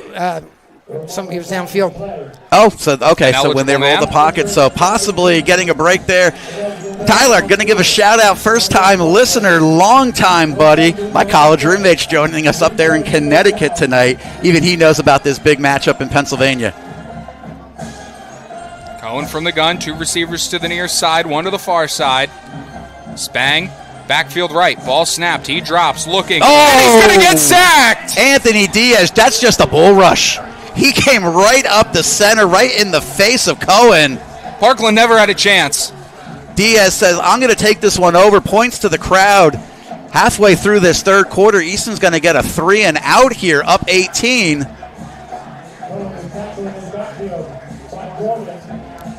So Parkland will send out the punting unit. Easton will get the ball back just over halfway through this third quarter. So first sack of the night for the Rovers. Get the punt off from his own 10. Biddle will call it dead as it bounces at the 40. And it's going to take an Easton roll and be fielded by Parkland at the 43. So good field position for the Rovers as they take over with 5:39 to play here in this third quarter of action. We mentioned in the Liberty game, now work clock, take your 40 seconds. Mm-hmm. Every second counts. But you still want to score. Yeah, try to take that air out of the ball and do what they did that last drive. Just methodically push down the field. Because I'd rather a 2-minute drive that ends in 7 rather than a 5-minute drive that ends in 3. Because if you can just keep pushing that score, you're in a really good spot. Easton coming up, they're just shy of their season average. They were averaging just under 39 points a game. So they haven't changed up too much, Tyler. This is the Easton we saw be very successful all season. Yeah. Ordway from the gun. Kossover going in motion left to right. Ball snapped. Ordway, he's going to give to, I believe that's Chris Martinez, who's going to get hit immediately in the backfield for a loss of a yard. Yeah, it looks like number 57 was able to stand up his offensive lineman. I'll have to see if I can get a name to go with that number for the Trojans. Yeah, he was. Oh, 57, Matt Dorsey. Is Tyler okay? We haven't seen him. Came up limp after the last run. Ordway from the gun, 2 receivers to the near side. Martinez backfield right. Yeah, we'll have to see. I don't remember if he was in on defense or not. So 5 minutes now, third quarter. Ball snapped, Ordway. He's going to give to Martinez, looking for running room, but doesn't have much. He'll pick up about 3 to the 45. Yeah, did a good job actually battling for those extra 2 yards to get it a little bit. Oh, now they're moving that chain all the way up. So 3rd and 7. 2 receivers check into the game for the Rovers as Crossman and Kossover will come out. Biddle and Stout for the first time check into the ball game. Ordway's done a nice job passing when he's been asked to tonight. 4 receivers split wide. Martinez flipping in the backfield right to left. Ordway from the gun. Sending Stout in motion right to left. Ball snapped. Ordway drops. Looking left. He's going to step up. Feeling the pressure from behind. Throwing over the middle. Caught. First down. For a first down by Skylar Fallon. Stayed on his feet for a while after, but finally brought down. Didn't look like he had any chance of getting out of it. There were 5 Parkland defenders and just never a whistle. And they were fighting for the football. Yeah, you were begging for the whistle because, he was completely wrapped up, but a great job. Ordway steps up under pressure and still fires the strike. That's what you're taught. So now 4 minutes to go in this third quarter. It's gone by quickly. Easton also back in Parkland territory. First down and 10, Easton. From the Parkland 42-yard line. So 3 receivers to the far side. 1 to the near side is Fallon. Martinez backfield right. Ordway from the gun. Late shift by the Parkland defense. Ball snapped. Ordway. He's going to give to Martinez, who has running room. Down the near side, across the 30, to the 20, down to the 15 and out of bounds. 17, they're going to mark it. They'll mark him out at the 17, 3.5 to play. It's still early, but Coach might say stay in bounds. Yep. We would also like the 35 seconds. Yeah, you take the time wherever you can get it. Ball security, But Parkland had no idea that Martinez had the ball. They all thought Ordway had the ball. 2 guys wrapping up Ordway. So Ordway already 2 touchdowns on the ground tonight. Trayvon Tyler with 1 through the air. There's Skylar Fallon, and the kickoff return for Trayvon Tyler. Gets 2 us to total 30. for Trayvon Tyler. Yeah. Ordway from the gun, trips to the far side, 1 to the near side, ball snap. It's going to be a late keeper on the read option by Ordway as he put it into the belly of Martinez. Ordway still on his feet. About 9 yards. Yeah, battle. He's going to pick up 9, just shy of the first down marker. Gets it inside the 10-yard line. Looks like down to the 9. And that's part of why the officials haven't been able to blow the whistle, because both these teams have done an excellent job at, even once they run into a pile, they're still keeping the feet moving, and people are moving. 95 yards unofficially on the ground and 95 yards passing. 95 and 9. That's not official. So that has Ordway over 1,800 yards on the ground for the season. 2nd down and 1 under 3 minutes to go. Easton inside the 10, trying to get more. 3 receivers to the near side, 1 to the far side. Ordway from the gun. Martinez backfield left. Ball snap. Ordway gives to Martinez, and he's going to walk in untouched. Touchdown, Red Rovers. Chris Martinez, he's going to join the party. Gets 6 on the board for Easton. Gets them up to 41 points with the extra point yet to come.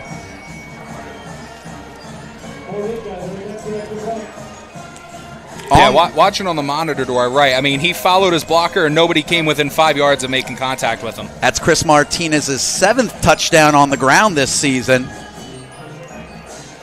Easton stretching it out to a 4-score lead now. Or maybe not, Jack. I got to do math. Snap, hold, Borluca's kick is up. It got deflected, it's good, but it's good. Now it is a 4-score game. That's why. There's an injury for Parkland. 3/8 would have been 24. It was tipped, but it had enough to go. Take a couple of breaks. All right, let's step away. So the Rovers now up 25 here at BASD Stadium. 2:41 to go. 8111. Business owners, did you know Urco Community Federal Credit Union offers business loans to purchase or refinance your commercial property? Urco can provide you with other business loan products like a business line of credit, so you can focus on what's important, your business. Call Urco at 908-859-1811 and speak to a business loan representative today. Subject to underwriting and credit approval. Terms subject to change. Certain restrictions may apply. This is not a commitment to lend. Federally insured by NCUA. The back is out. Yeah, well, how many times has that happened for? Founded in 1996. Let's come back. So we're back here, 2:41 to go. Easton set the kickoff up 25. Once again, we said those sponsors, if you're in the Lehigh Valley, please get out and try to support them as best you can. Jack Marblehead, I was there on Wednesday night. Yes, you were. You had a good lobster tail, I hear. Yes, I did. I can't go away. And every time I'm there, they sort of look in, and I tell them, I said, are we the only place that takes advertising in trade? Because, we definitely They're so good to us. No, we absolutely love them. Tyler, have you gone to Marblehead yet for yours? I have been there. I mean, being at home, I haven't been able to use my gift card. Okay. But when you get hungry, Tyler, we'll get there. I could. I may. They got the best prime rib. My grandparents are there weekly. Yeah. My grandparents are there weekly, so I may end up making a trade with my grandmother. Okay. Or a Christmas gift. So Borluca set the kick. So Borluca will squib it right down the middle of the field. Now it's going to bounce to the outside, and they'll go out of bounds at the 15. 35-yard line isn't all that bad, Jeff. Yep. Yeah, Jack, being up at Kutztown, I'm not here enough to get to some of our local sponsors. That's the one place I like. I had on an Easton shirt going in there, and you see quite a few people sort of point and wave. Somebody, I don't know who it was, Tyler, I got stopped in and ended up being okay. Well, if this score stays, and we're at Cottingham this week, we're going to try to go out and eat 4:30 at the west side. Oh, yes, that's right. We should. We can. So, if you're going to be in Easton next week, go in. Actually, go in Monday. They're closed Mondays. Go in Tuesdays. They're on Saturday. They're and go in there, ask for that Red Rover cheesesteak. Like I said, Tyler, we're not going to talk about food, but that is still the talk of my Lehigh Valley food group. So 42-17 Easton. Parkland back on offense. Going from the gun. Ball snapped. He drops, looking right. He's going to step up. Now he has running room across the 40, trying to make a few men miss up to the 45, and is brought down. Nice scramble. Yeah, good job escaping. Looked like the pocket was going to collapse right away on him, so gets the first down. Ball up to the 46 of Parkland. We'll see here how Easton changes their coverage. This is where we've seen McPeak and Biddle able to get interceptions, but right now they're playing really tight coverage on the Trojans receivers. Going from the gun, 4 receivers split wide, ball snapped. He drops, good rush by the Rovers. Now he's going to step up, has a lot of running room across midfield, and he's going to be hit at the hip and spun down. Rovers had a good pass rush, but they didn't stay. Yeah, Easton. A lot of pushing and shoving behind the play afterwards. Yeah, Easton dialing up pressure. It looked like Kossover was going to come untouched. Great job by Spang to pick him up on the blitz.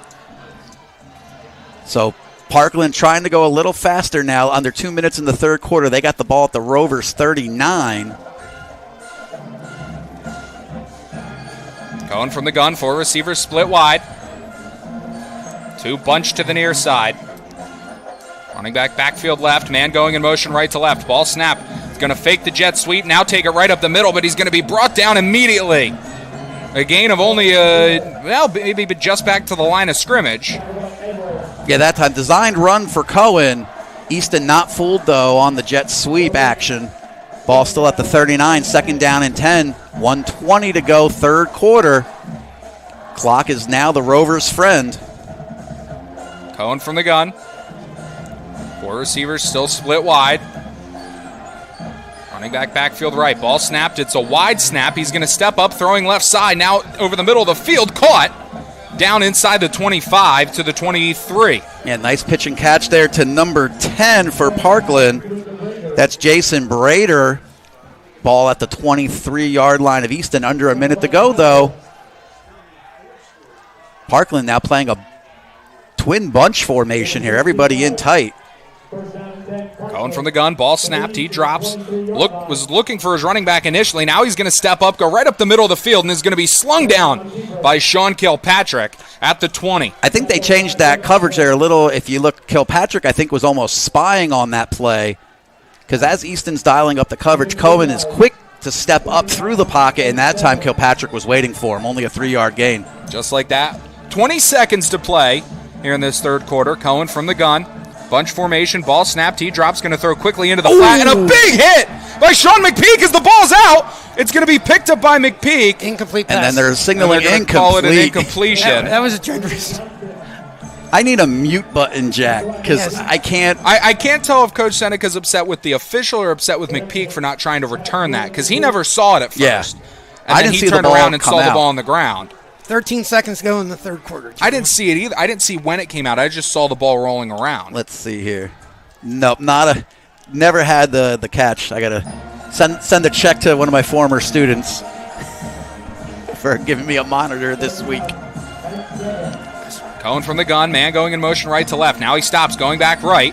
Cohen's going to step up, and he's going to get hit and brought down. Yeah, that's a design draw. He right was at the line of scrimmage. Yeah, he went pump action, but immediately was looking to run. That's a designed run, goes for nothing. And that'll end the third quarter of action here at BASD Stadium. The Rovers lead at 42-17. When we come back, Parkland is a 4th and 7. Established in 1936, Regal Insurance has a long-standing and strong foundation in the Lehigh Valley community. We pride ourselves in offering our customers a personal experience where you are always able to speak directly to an insurance specialist.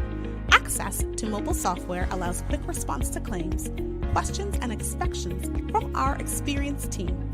Whether your driving record is flawless or has hit some bumps in the road, we have great service options for you. If you are looking for an insurance specialist who has your needs at heart, welcome to Regal Insurance. Visit us on the web at Regal Insurance. Regal Insurance. Real people, real coverage. Back, they had the state year. Yep. So 12 minutes separating one of these teams from a district championship. To the Elite Eight.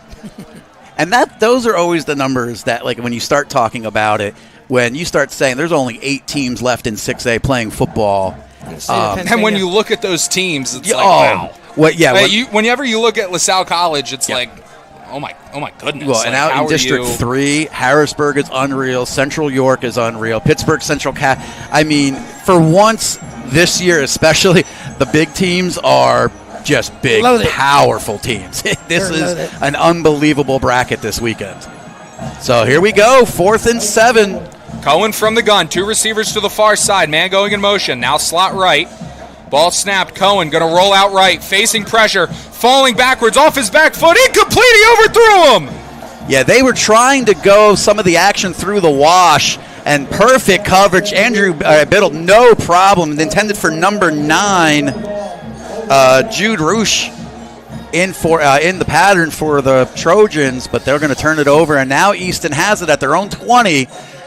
25-point lead and 11:55 to go. And this is where they were to start the half. Mm-hmm. And with this run game, you could very easily run this clock inside of 5 minutes. With the running game we've seen of Easton tonight and Ordway's confidence, if they're able to keep this ball on the ground in front of the chains and use 40 seconds every play, 2 or 3 first downs gets this fourth quarter to halfway. So Ordway will come out of the gun. 2 receivers split way out wide. Ball snap. It's going to be a give to Martinez, looking for running room. Now he gets to the outside, but a nice job by the Parkland defense to pull him down after a gain of a yard. Linebacker Liam Spang coming off the block. He's not their leading tackler for no good reason. Great job there. It looked like Martinez had that whole sideline. Now you got to use the 40-second clock. Yeah, you just kind of let the clock run, under 11 and a half now. And this is where Easton's no huddle doesn't change. They're just going to stay at the line. Yeah, they're going to stay at the line of scrimmage and just wait for the signals to come in. O-line doesn't get into their stances to avoid any procedure penalties, unnecessary movements. So now 10 seconds, and they're going to line up. 2 receivers to the near side. Ordway from the gun. Martinez backfield left. Ball snapped with 5. Ordway's going to keep it. Getting to the outside and is going to be pushed out of bounds. They're going to keep the clock moving. Yeah, they're going to say he was moving backwards when he went out of bounds, so his forward progress had been stopped in the field of play. That's going to give Easton an extra 35 seconds to use off the clock, but now a 3rd down and 8. They have a lot of 3rd down conversions tonight. Let's hope there's one more. The issue is you're kind of in a situation where you feel like you have to throw the football. Mm-hmm. Easton picked up a crucial 3rd down on that last drive. in a similar 3rd and 7, they went to Biddle. Now they go 4 wide receiver. 4 split wide. Martinez backfield right. Ordway from the gun. Ball snap, straight drop. Looking right. Now looking to step up, and he's going to get sacked. That's okay. Yeah, brought down by, looks like number 40. You'd rather that than throwing a pick. And the clock's going to run. You're right, Tyler. But now your worry is, it's something we talked about earlier, Places Easton, you would assume, is going to punt. And Parkland has 5 block punts. Exactly.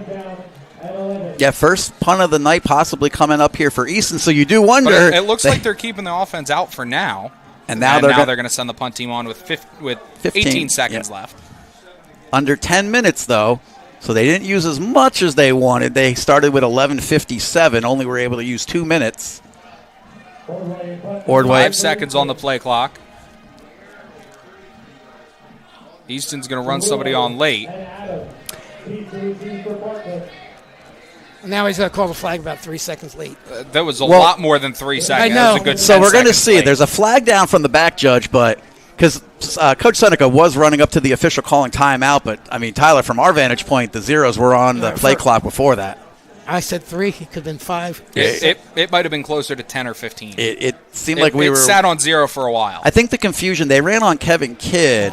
He might be going out there for Trayvon Tyler. Tyler's up walking around with his helmet on, but he didn't come in on either of the last 2 series. At this point in the game, I'd rather you not get cute and just punt. Yeah. You don't need to run people on late, just punt. I get it, you're trying to deceive Parkland because they've been so good at blocking punts, but no. I mean, they put you in situations like that where should you need that timeout, now you only have 1 timeout left.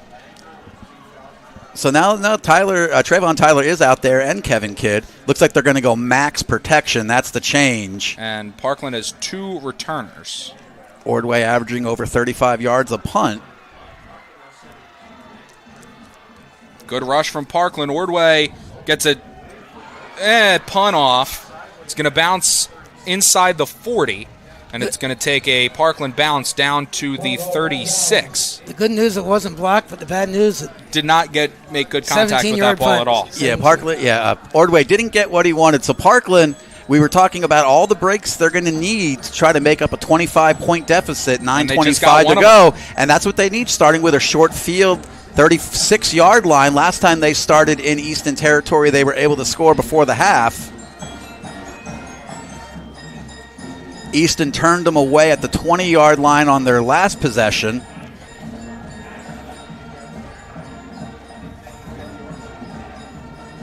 $9:25 to go here, fourth quarter.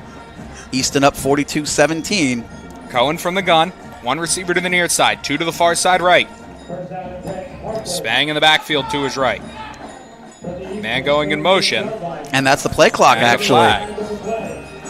Yeah, the back judge threw it. Yeah, they started a man in motion really late, Tyler. That was the play we saw where they stood up number 9 from a down position across the formation in motion, and they just ran out of time. So out of the change of possession, Parkland's going to back themselves up 5 yards to the 41.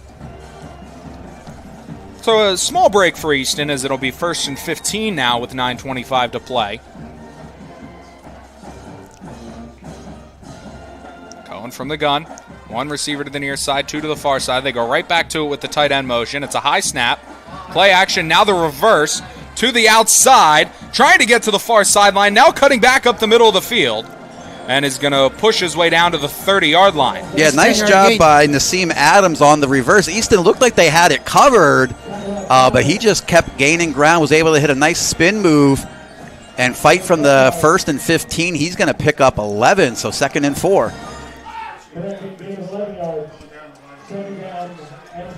We can hear all the yelling from below us. Yes, we throughout can. The whole game. Maybe I'm glad we are up here. I think so.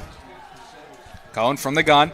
And the wide receiver jumped early, but whistles on a timeout. So let's step away. Under 9 minutes to go in this 6A final from BASD Stadium. Easton Red Rovers continue to lead 42-17. We'll be right back. Rutler Screen Printing, founded in 1954 in George's garage, has grown into a leader in the industry. Operating from an 18,000 square foot facility in Easton, PA, we offer top-notch screen printing, embroidery, private stores, and fulfillment services. With decades of experience and a commitment to never disappoint and always amaze, we provide exceptional quality and customer satisfaction. Official apparel company of the Red Rovers Sports Network. www.rutler.com or call today 610-829-2999.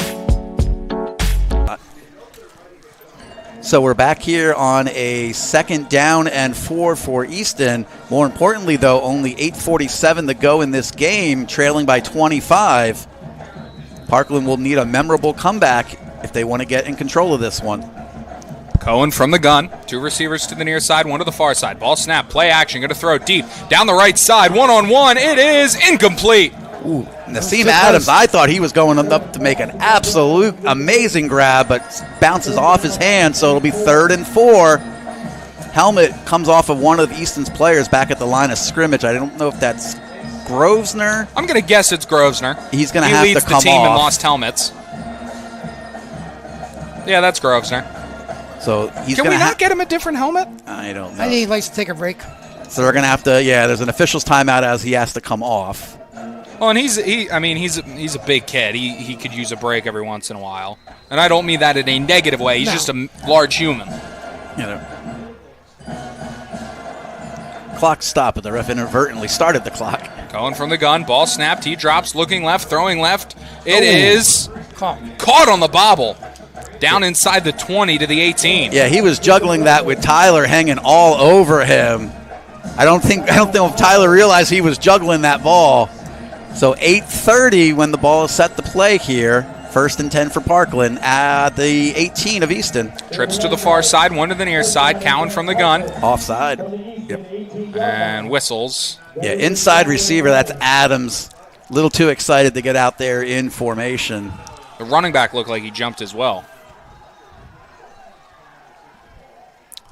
This might be a record for the most times I've seen receivers and running backs move. That is one, I mean, from a wide receiver coach and playing, that's, you're taught you don't move till you see the ball because you're so far outside, you're not going to hear it. It's one thing for a lineman to move or a tight end lined up on the line versus a receiver. Cowan from the gun, ball snapped, high snap, it gets away, ball's on the ground, and Cowan looks like he jumped on it. 2 Rovers got there.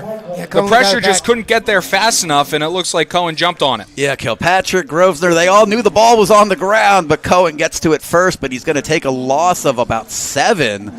That looks like it'll push it back to a 2nd and 22. Ball at the 30-yard line of Easton. Parkland's got to get all the way down to the 8 for a 1st down here on 2nd down.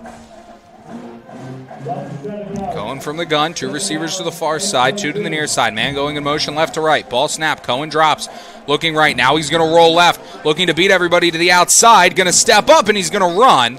The clock keeps running. And they kept him in bounds. Keep running. Tyler, he was looking for an underneath screen. I don't know if you saw the line was setting up out here by the hash. Great defense by Easton. And I think that's part of the reason why he knew he couldn't throw the ball downfield anymore, Jack, because he had linemen 6-7 yards downfield because of the timing nature of that play. 7 minutes remaining in this one. Easton still up 25. Parkland, though, threatening at the 25. I would like to say, Jeff, every time you say 6'7", it's not just little kids that react to that. I'm a grown adult, and I react the same way little kids do. It's another bad snap that gets away, and this time Easton's going to jump on it. Curtis Crossman says, I will take that at the 34-yard line. High snap over the head of Cohen. It felt like it was only a matter of time before Easton would get a turnover. Before either team would get a turnover. Yeah, only one of the game. And we were talking about the disciplined nature of these teams. Parkland a +12 coming in. Easton a +6. And that time Crossman's pass rush just worked perfectly. The way the ball's bouncing on the turf tonight, it's hitting. Cohen is turning to field it, and then it's coming back towards the defensive line. And this time, with the way Crossman's rush was to the outside, he pushed the offensive lineman on top of the football, and Crossman got his arms fell down on top of it. Yep. So 6:47 to go. Easton now going to have possession up 25. Clock absolutely their best friend. You know what that means, though, Jeff? That means 6-7 is a good luck charm. I know. Because we were talking about it. I am all excited for wrestling season because the likelihood of a 6-7 match is much different than football. Ordway from the gun, 2 receivers split wide, ball snapped, going to give to Martinez right up the middle as he'll pile or push his way forward. 4 yards for him. Yep, that's going to get it out to the 38. Easton will have a 2nd down and 7. I've seen some professional teams have changed their names for a game for a 6-7 theme night. I saw there was a Canadian hockey team in the SHL that changed their name to the Ottawa 6-7s. Those college basketball games when they reach the 67 play is I'm okay with it. It's funny to me. I don't mind it at all. We won't typically see that in a football game. I remember for my generation it was 21, and you're never really going to be able to get rid of 6-7 because it's just a sequence of numbers. So Ordway from the gun, 2 receivers split wide, which isn't really of note because Easton looks content to just run it as it's going to be given to Martinez right up the middle to the 40. So that'll set up a 3rd and 5. I really don't think he wants his quarterback to run either. No. And you can't blame him. No. I mean, you have despite what it looks like is going to happen here tonight, the most important game is still 2 weeks from today. Yeah. 13 days away. 13 days. Little less than 2 weeks from today. So we were talking in the pre-show, if Easton's able to hold on here, up 25, this will be win number 13, matching a school best record. Mark. 902. Yep. With 98 shy. 9 behind Mount Carmel. Crossover going in motion. Ordway will run it this time, following his blockers to the outside, and then gets folded in half with the 1st down. Out of bounds, so they're going to stop the clock, but more importantly, they're going to get the 1st down up to the 47, so that's going to give Easton a few more snaps. The Energizer Bunny just keeps on getting up. Yeah. He's over 100 yards now. He gets hit. And now actually the official's winding the clock, so the near official. They want to get out of here too. Yeah, the near official was signaling. I mean, it looked like Ordway was going out of bounds, but. You know, Peyton Manning used to conduct Rocky Top when he was at Tennessee. Ordway should do that after this. So, as of right now, Easton under 5 minutes to put this one away. Ordway from the gun, 2 receivers split wide. Martinez backfield left. Still have not seen Trayvon Tyler since that last run. It's a give to Martinez, who lowers his shoulder. Yeah, and he'll get across midfield to the 49. Different run by Martinez. I think they were told first contact, get to the ground.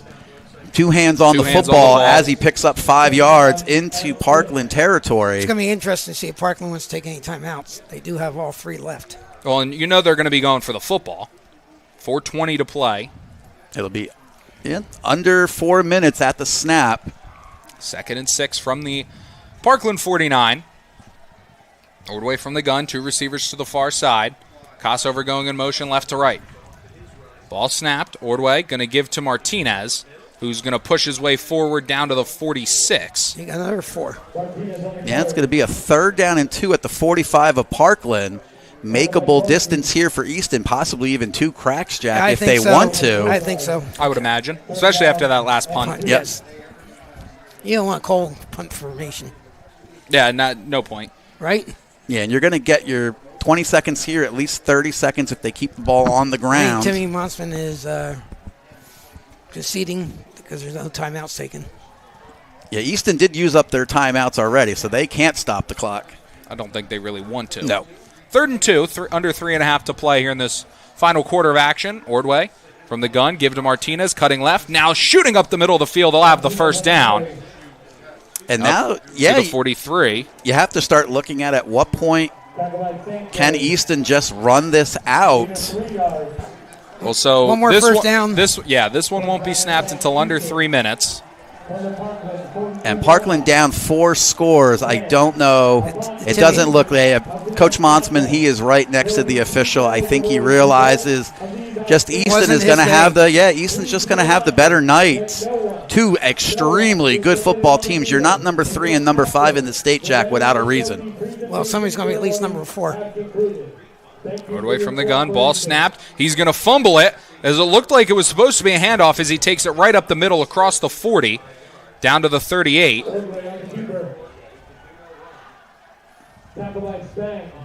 That's 5 yards you didn't expect to get. Yep, so it'll be under 2 minutes at the snap here. 1 more first down will do it. Parkland doesn't look like they want to snap it, so Jack. Congratulations, we're going to be hopefully back home next Friday night. Yeah, we won't know before we're off the air. We might know a little bit later on. Keep an eye on tomorrow Eastern. Morning. Yeah, tomorrow morning we should know. unless they announce it tonight. So this one won't be snapped until the 2-minute mark. Ordway from the gun. Ball snapped. It's going to be a give to Martinez. Looking for running room, cutting up field. And they're going to mark him at the 35 as no timeouts taken. Under a minute 50. It'll be 3rd down and short. So Easton looks like 15 long years, Jack, 2010. Yes. And this will actually be is over. Yeah, this will actually be their first 6A title, though. Yes. Because of the separation after 4A. 2010, yeah. Also, 13th win, ties a school record for Easton. Cole Ordway with 34 rushing touchdowns. Number 14 will not be easy. Easton now 492 points scored, Jack, on the season, 20 shy of a school record. 3rd and 3, Ordway. Going to give to Martinez, who's going to have the first down inside the 30, and that will do it. The Easton Red Rovers are 2 kneel downs away from returning 2 years ago, Tyler. 1 kneel down. 1 kneel down, I'm told, sorry, messed up. From a 3-8 season. 13. Yeah, thanks. Stayed the course under Coach Matt Seneca and have quickly climbed the mountain of District 11 6A football. 1 snap here, and Easton will be your 2025 District 11 champions. Clock under 40 seconds. Ordway under center will take a knee, and that'll do it. The Easton Red Rovers, for the first time in 15 years, are District 6A champions. And Easton, they're celebrating. Parkland, I think, realized they came in with a good game plan. They're a very, very good football team. They just ran into a really determined team tonight, Jack. Yes, they did. From the get-go, Easton deferred, held, drove 83 yards, and it was 7-0, and went back and forth for a while. But Easton had the edge. So let's step away for a few moments here. We'll wrap things up from BASD Stadium. Easton, your College Hill Tavern, located at 420 Cattell Street in Easton, is more than just your neighborhood bar. It's an Easton tradition. Whether you're off to Fisher Field to watch Lafayette or simply passing through town, stop by the College Hill Tavern, where the Milham family serves some of the best food, drink, and company around. The College Hill Tavern is a museum for Lehigh Valley sports fans, so you always have an opportunity to talk about local high school, college, or professional sports with your fellow patrons. The College Hill Tavern offers a full menu as well as 10 beers on tap with an extensive selection of bottled domestic, imported, and craft brews. If beer isn't your thing, the College Hill Tavern has a fine wine list and wide variety of other liquors. The College Hill Tavern is open 7 days a week from 12 noon until 2 a.m. with food served until midnight daily. Visit the College Hill Tavern online at cht.bar or call them at 610-829-5470. That's 610-829-5470. Better yet, stop by the College Hill Tavern at 420 Cattell Street in Easton today and experience this Lehigh Valley tradition personally. Side Cafe and Grill is Easton's newest go-to for amazing breakfast and lunch. Located at 1100 Bushkill Street in the former Uncle Wesley's, the West Side Cafe and Grill continues that tradition of excellence. From gourmet French toast and waffles to juicy burgers and cheesesteaks stuffed to the brim, we are ready to bring you our creations in quality. Our wide variety of coffee options fit any preference or routine. Open Tuesdays through Sundays. Stop in today for a bite to eat. Don't forget, we're open late until 7:30 p.m. on Fridays for home Easton football games. Call us today at 610-438-0799. That's 610-438-0799. The Westside Cafe and Grill, Easton's newest tradition. Lombardi would listen to me. So we're back, Jack. We're back here. I'll talk for a minute. You guys have been talking all night. Go ahead. It's the first time in 10 years, and I've seen a bunch of these, and this is very rewarding. We never thought a 42-17 game would go on hand, but we'll have to find out what happened to Parkland's leading ball player. Yep, TJ Lawrence. Yeah, TJ Lawrence. And honestly, with TJ or without him, Easton was just ready to go from the get-go. Only minus Easton had all night was some untitling penalties in the first half. Yeah, and I don't know, Tyler, we were talking in the pre-show about Easton having been in these battles this year.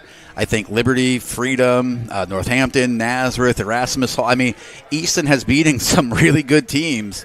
And I think Parkland is actually a better team than they showed tonight. Oh, definitely. That's the same thing with the Nazareth game. Yeah. Easton would have had the same problem that Parkland had tonight if they would have held behind them by 2 scores. Yeah. Because they're not quick striking scores. The key to the game, of course, is number 2. Number 2 did everything he needed to do. Rushed over 100 yards, passed over 100 yards. I'm not sure he had an incompletion. No, we'll have to look back at that. I think it was 7 for 7 or something. Yeah, one of the players, too, who had a phenomenal game, Jack, and we were talking about the position. Obviously, Ordway with the 2 touchdowns, people are going to look to him. But I think I think Finn Cohen had a great game for Parkland. I said a lot of people were wondering how the junior in his first year as a starter was going to play in the biggest game atmosphere. And, I think Finn Cohen had a great game for Parkland. But just Easton was able to score on the big plays and just keep momentum all night. Yes, and Coach Seneca, give him all the credit. He won the toss, deferred. He says, I'm going to let my defense do its job. We're going to get on the board and go from there. And some of the numbers that we looked at coming in, how these teams were just built very differently, and a lot of their numbers were the same. Both teams were able to protect their quarterback all night. Ordway only got sacked 1 time. Cohen only gets hit 1 time, only 1 turnover in the game. But Parkland came in only giving up 9 points. Easton gets 42 on them. Easton came in only giving up 13 points, and they hold Parkland to 14. 17. 17. And it was just an all-around fantastic night for the offense, defense, special teams. The kickoff return for a touchdown. That really sealed the deal by Tyler. And Tyler, hopefully he's healthy for these next 2 games, he can be a big difference. I'm looking to my right, and they're talking to him post-game, and he looks okay. Good. That's good news. And they're continuing to go with the Gatorade here. Now they just missed Coach Seneca. He's going to escape high and dry. You know what's funny? Since Easton lost in 2014, was it?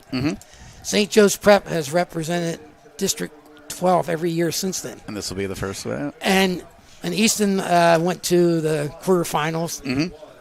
They were playing LaSalle every year. Yep. And 9 chances out of 10. It looks like that's who. The blue and gold will be at Cottingham Stadium sometime next weekend. It's just so I don't think Easton's ever played St. Joe's Prep. In the playoff. Yeah, and still Tyler, one of the stats we talked about in pregame, these 2 teams met 12 times in the District 11 playoffs. Easton won the first 6. Parkland won the last 6. So they flipped that script a little bit as Easton will take the lead 6-7 in the playoffs. Sorry. 7-6. I knew it. I knew what I was doing. These guys are getting too silly, but they're allowed to. They just have 13 games of fantastic football, play-by-play, analyst, Jeff getting us on the air. Tyler doing everything and anything. And we just make a great 3-man combo. I know it's combos too, but we really do it. Trio, I should say. Yeah, this is fun. I kind of joked in the introduction about how I hope both teams have fun. But truly, this is fun. Like I said, I think we're very fortunate to be able to come and spend our Friday nights. And the fact that people listen still amazes me if you're out there. Yeah, and no, the people enjoy listening to us. We give a different element to the game of football. Tyler does a great job on the play-by-play. Doesn't miss a play. You're right on top of the stats.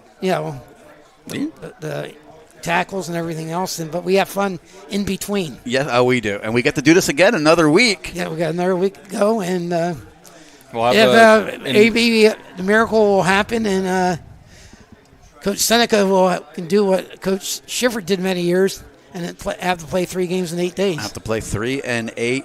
So Easton, they will advance to a lot of people around here, Tyler, call it the state playoffs, but technically this is when the inter-district play did start this week in some of the classifications. So the quarterfinals. So they will be, into the Elite 8, the quarterfinals. It will be a District 11 site. The possibility of an Easton home game is a possibility. Yeah, a good possibility. And if that's out there, one of the spots we're going to do is try to get to that West Side Cafe and Grill. They stay open until kickoff on Fridays. That Red Rover cheesesteak, go in there, let them know.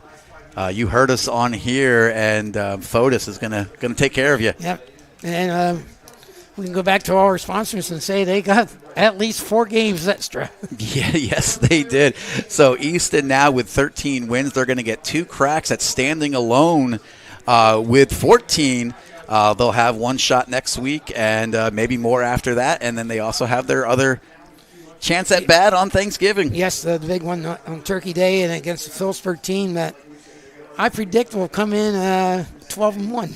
Well, Peaburg right now, we didn't get a final, but last we heard they were up almost 30, Tyler. 41-14. 41-14. Meanwhile, Notre Dame is down 35-14. Okay, all right, there we go. So Northwestern Tigers are like a well-oiled machine. Yeah, there was Josh Snyder. They just keep winning and winning. Yeah, and last Saturday, District 11 got shocked in a bunch of other sports, and now there's one team left standing, Parkland boys soccer. They went down on Tuesday in the state semifinals, and Northwestern girls soccer went down. All we have is Emmaus girls. And Emmaus girls state. And they had a great win. Yeah, they did. They took down when we were talking to Kyle Craig. He said that team had about 7 or 8 Division I girls, and Emmaus was able to punch their ticket to the state final tomorrow afternoon. Sue Butt-Staven just keeps winning and winning. So all kinds of celebration here for Easton. The medal ceremony going on the other side of field to the Parkland Trojans. Hats off to those young men, a 12-1 season. And one thing I think came into being tonight before we say goodnight is the schedule. Easton had a tough schedule from week 1 through week 12, and Parkland, not to any fault of their own, were not tested. Yep, so the wait is over as the trophy now being held high by the Easton Red Rovers. Tyler, are you enjoying this? I am. It's pretty cool coming. I mean, 2 years ago, I've said it 1,000 times what my senior year was. Obviously, I was just a student. I didn't play football. But there's an emotional connection to Easton when you grow up in it and you spend your whole 18 years. It's about beating Peaburg and Easton football, whether you play or not. And for what those 2 years were, in 2022 and 2023, to be here now 2 years later, I'm glad I get to be a part of it as somewhat closure. I've said I think I'm one of 2 people in my family who are Easton graduate on my mom's side who are Easton graduates that didn't get I guess a successful senior year with football, whether it be the overall record or beating Peaburg. Yep. And for my cousin John, it was the same way. I mean, his was just after the undefeated season. Yeah. When he came through as a senior, now here 2 years later for me as a senior, or 2 years after I was a senior, getting to see them go undefeated. And like I said, it's just kind of closure to what was a bad year 2 years ago and Coach Seneca's first year and Coach Brado's last year to where they are now. 24-2 in the last 26. Am I correct or not? Say it again. 24-2 in their last 26 games. Yeah, I think that's right. I was thinking. I kept thinking regular season, but yeah, that's right. Yeah. Yeah, that's quite a feat. Since Thanksgiving Day 2 years ago, when Phillipsburg's fantastic heavyweight wrestler was their fullback. I mean, just controlled the Red Rovers that day, and Coach Seneca just made a vow that day. Easton football was going to change, and it changed. Yeah. Changed rather quickly. So for all the people down there, Coach Seneca's hiring.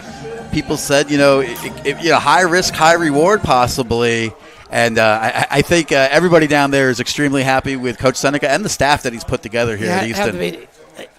He gives the players a lot of tough love, you can tell. Mm-hmm. And he stands by his players. Just hope.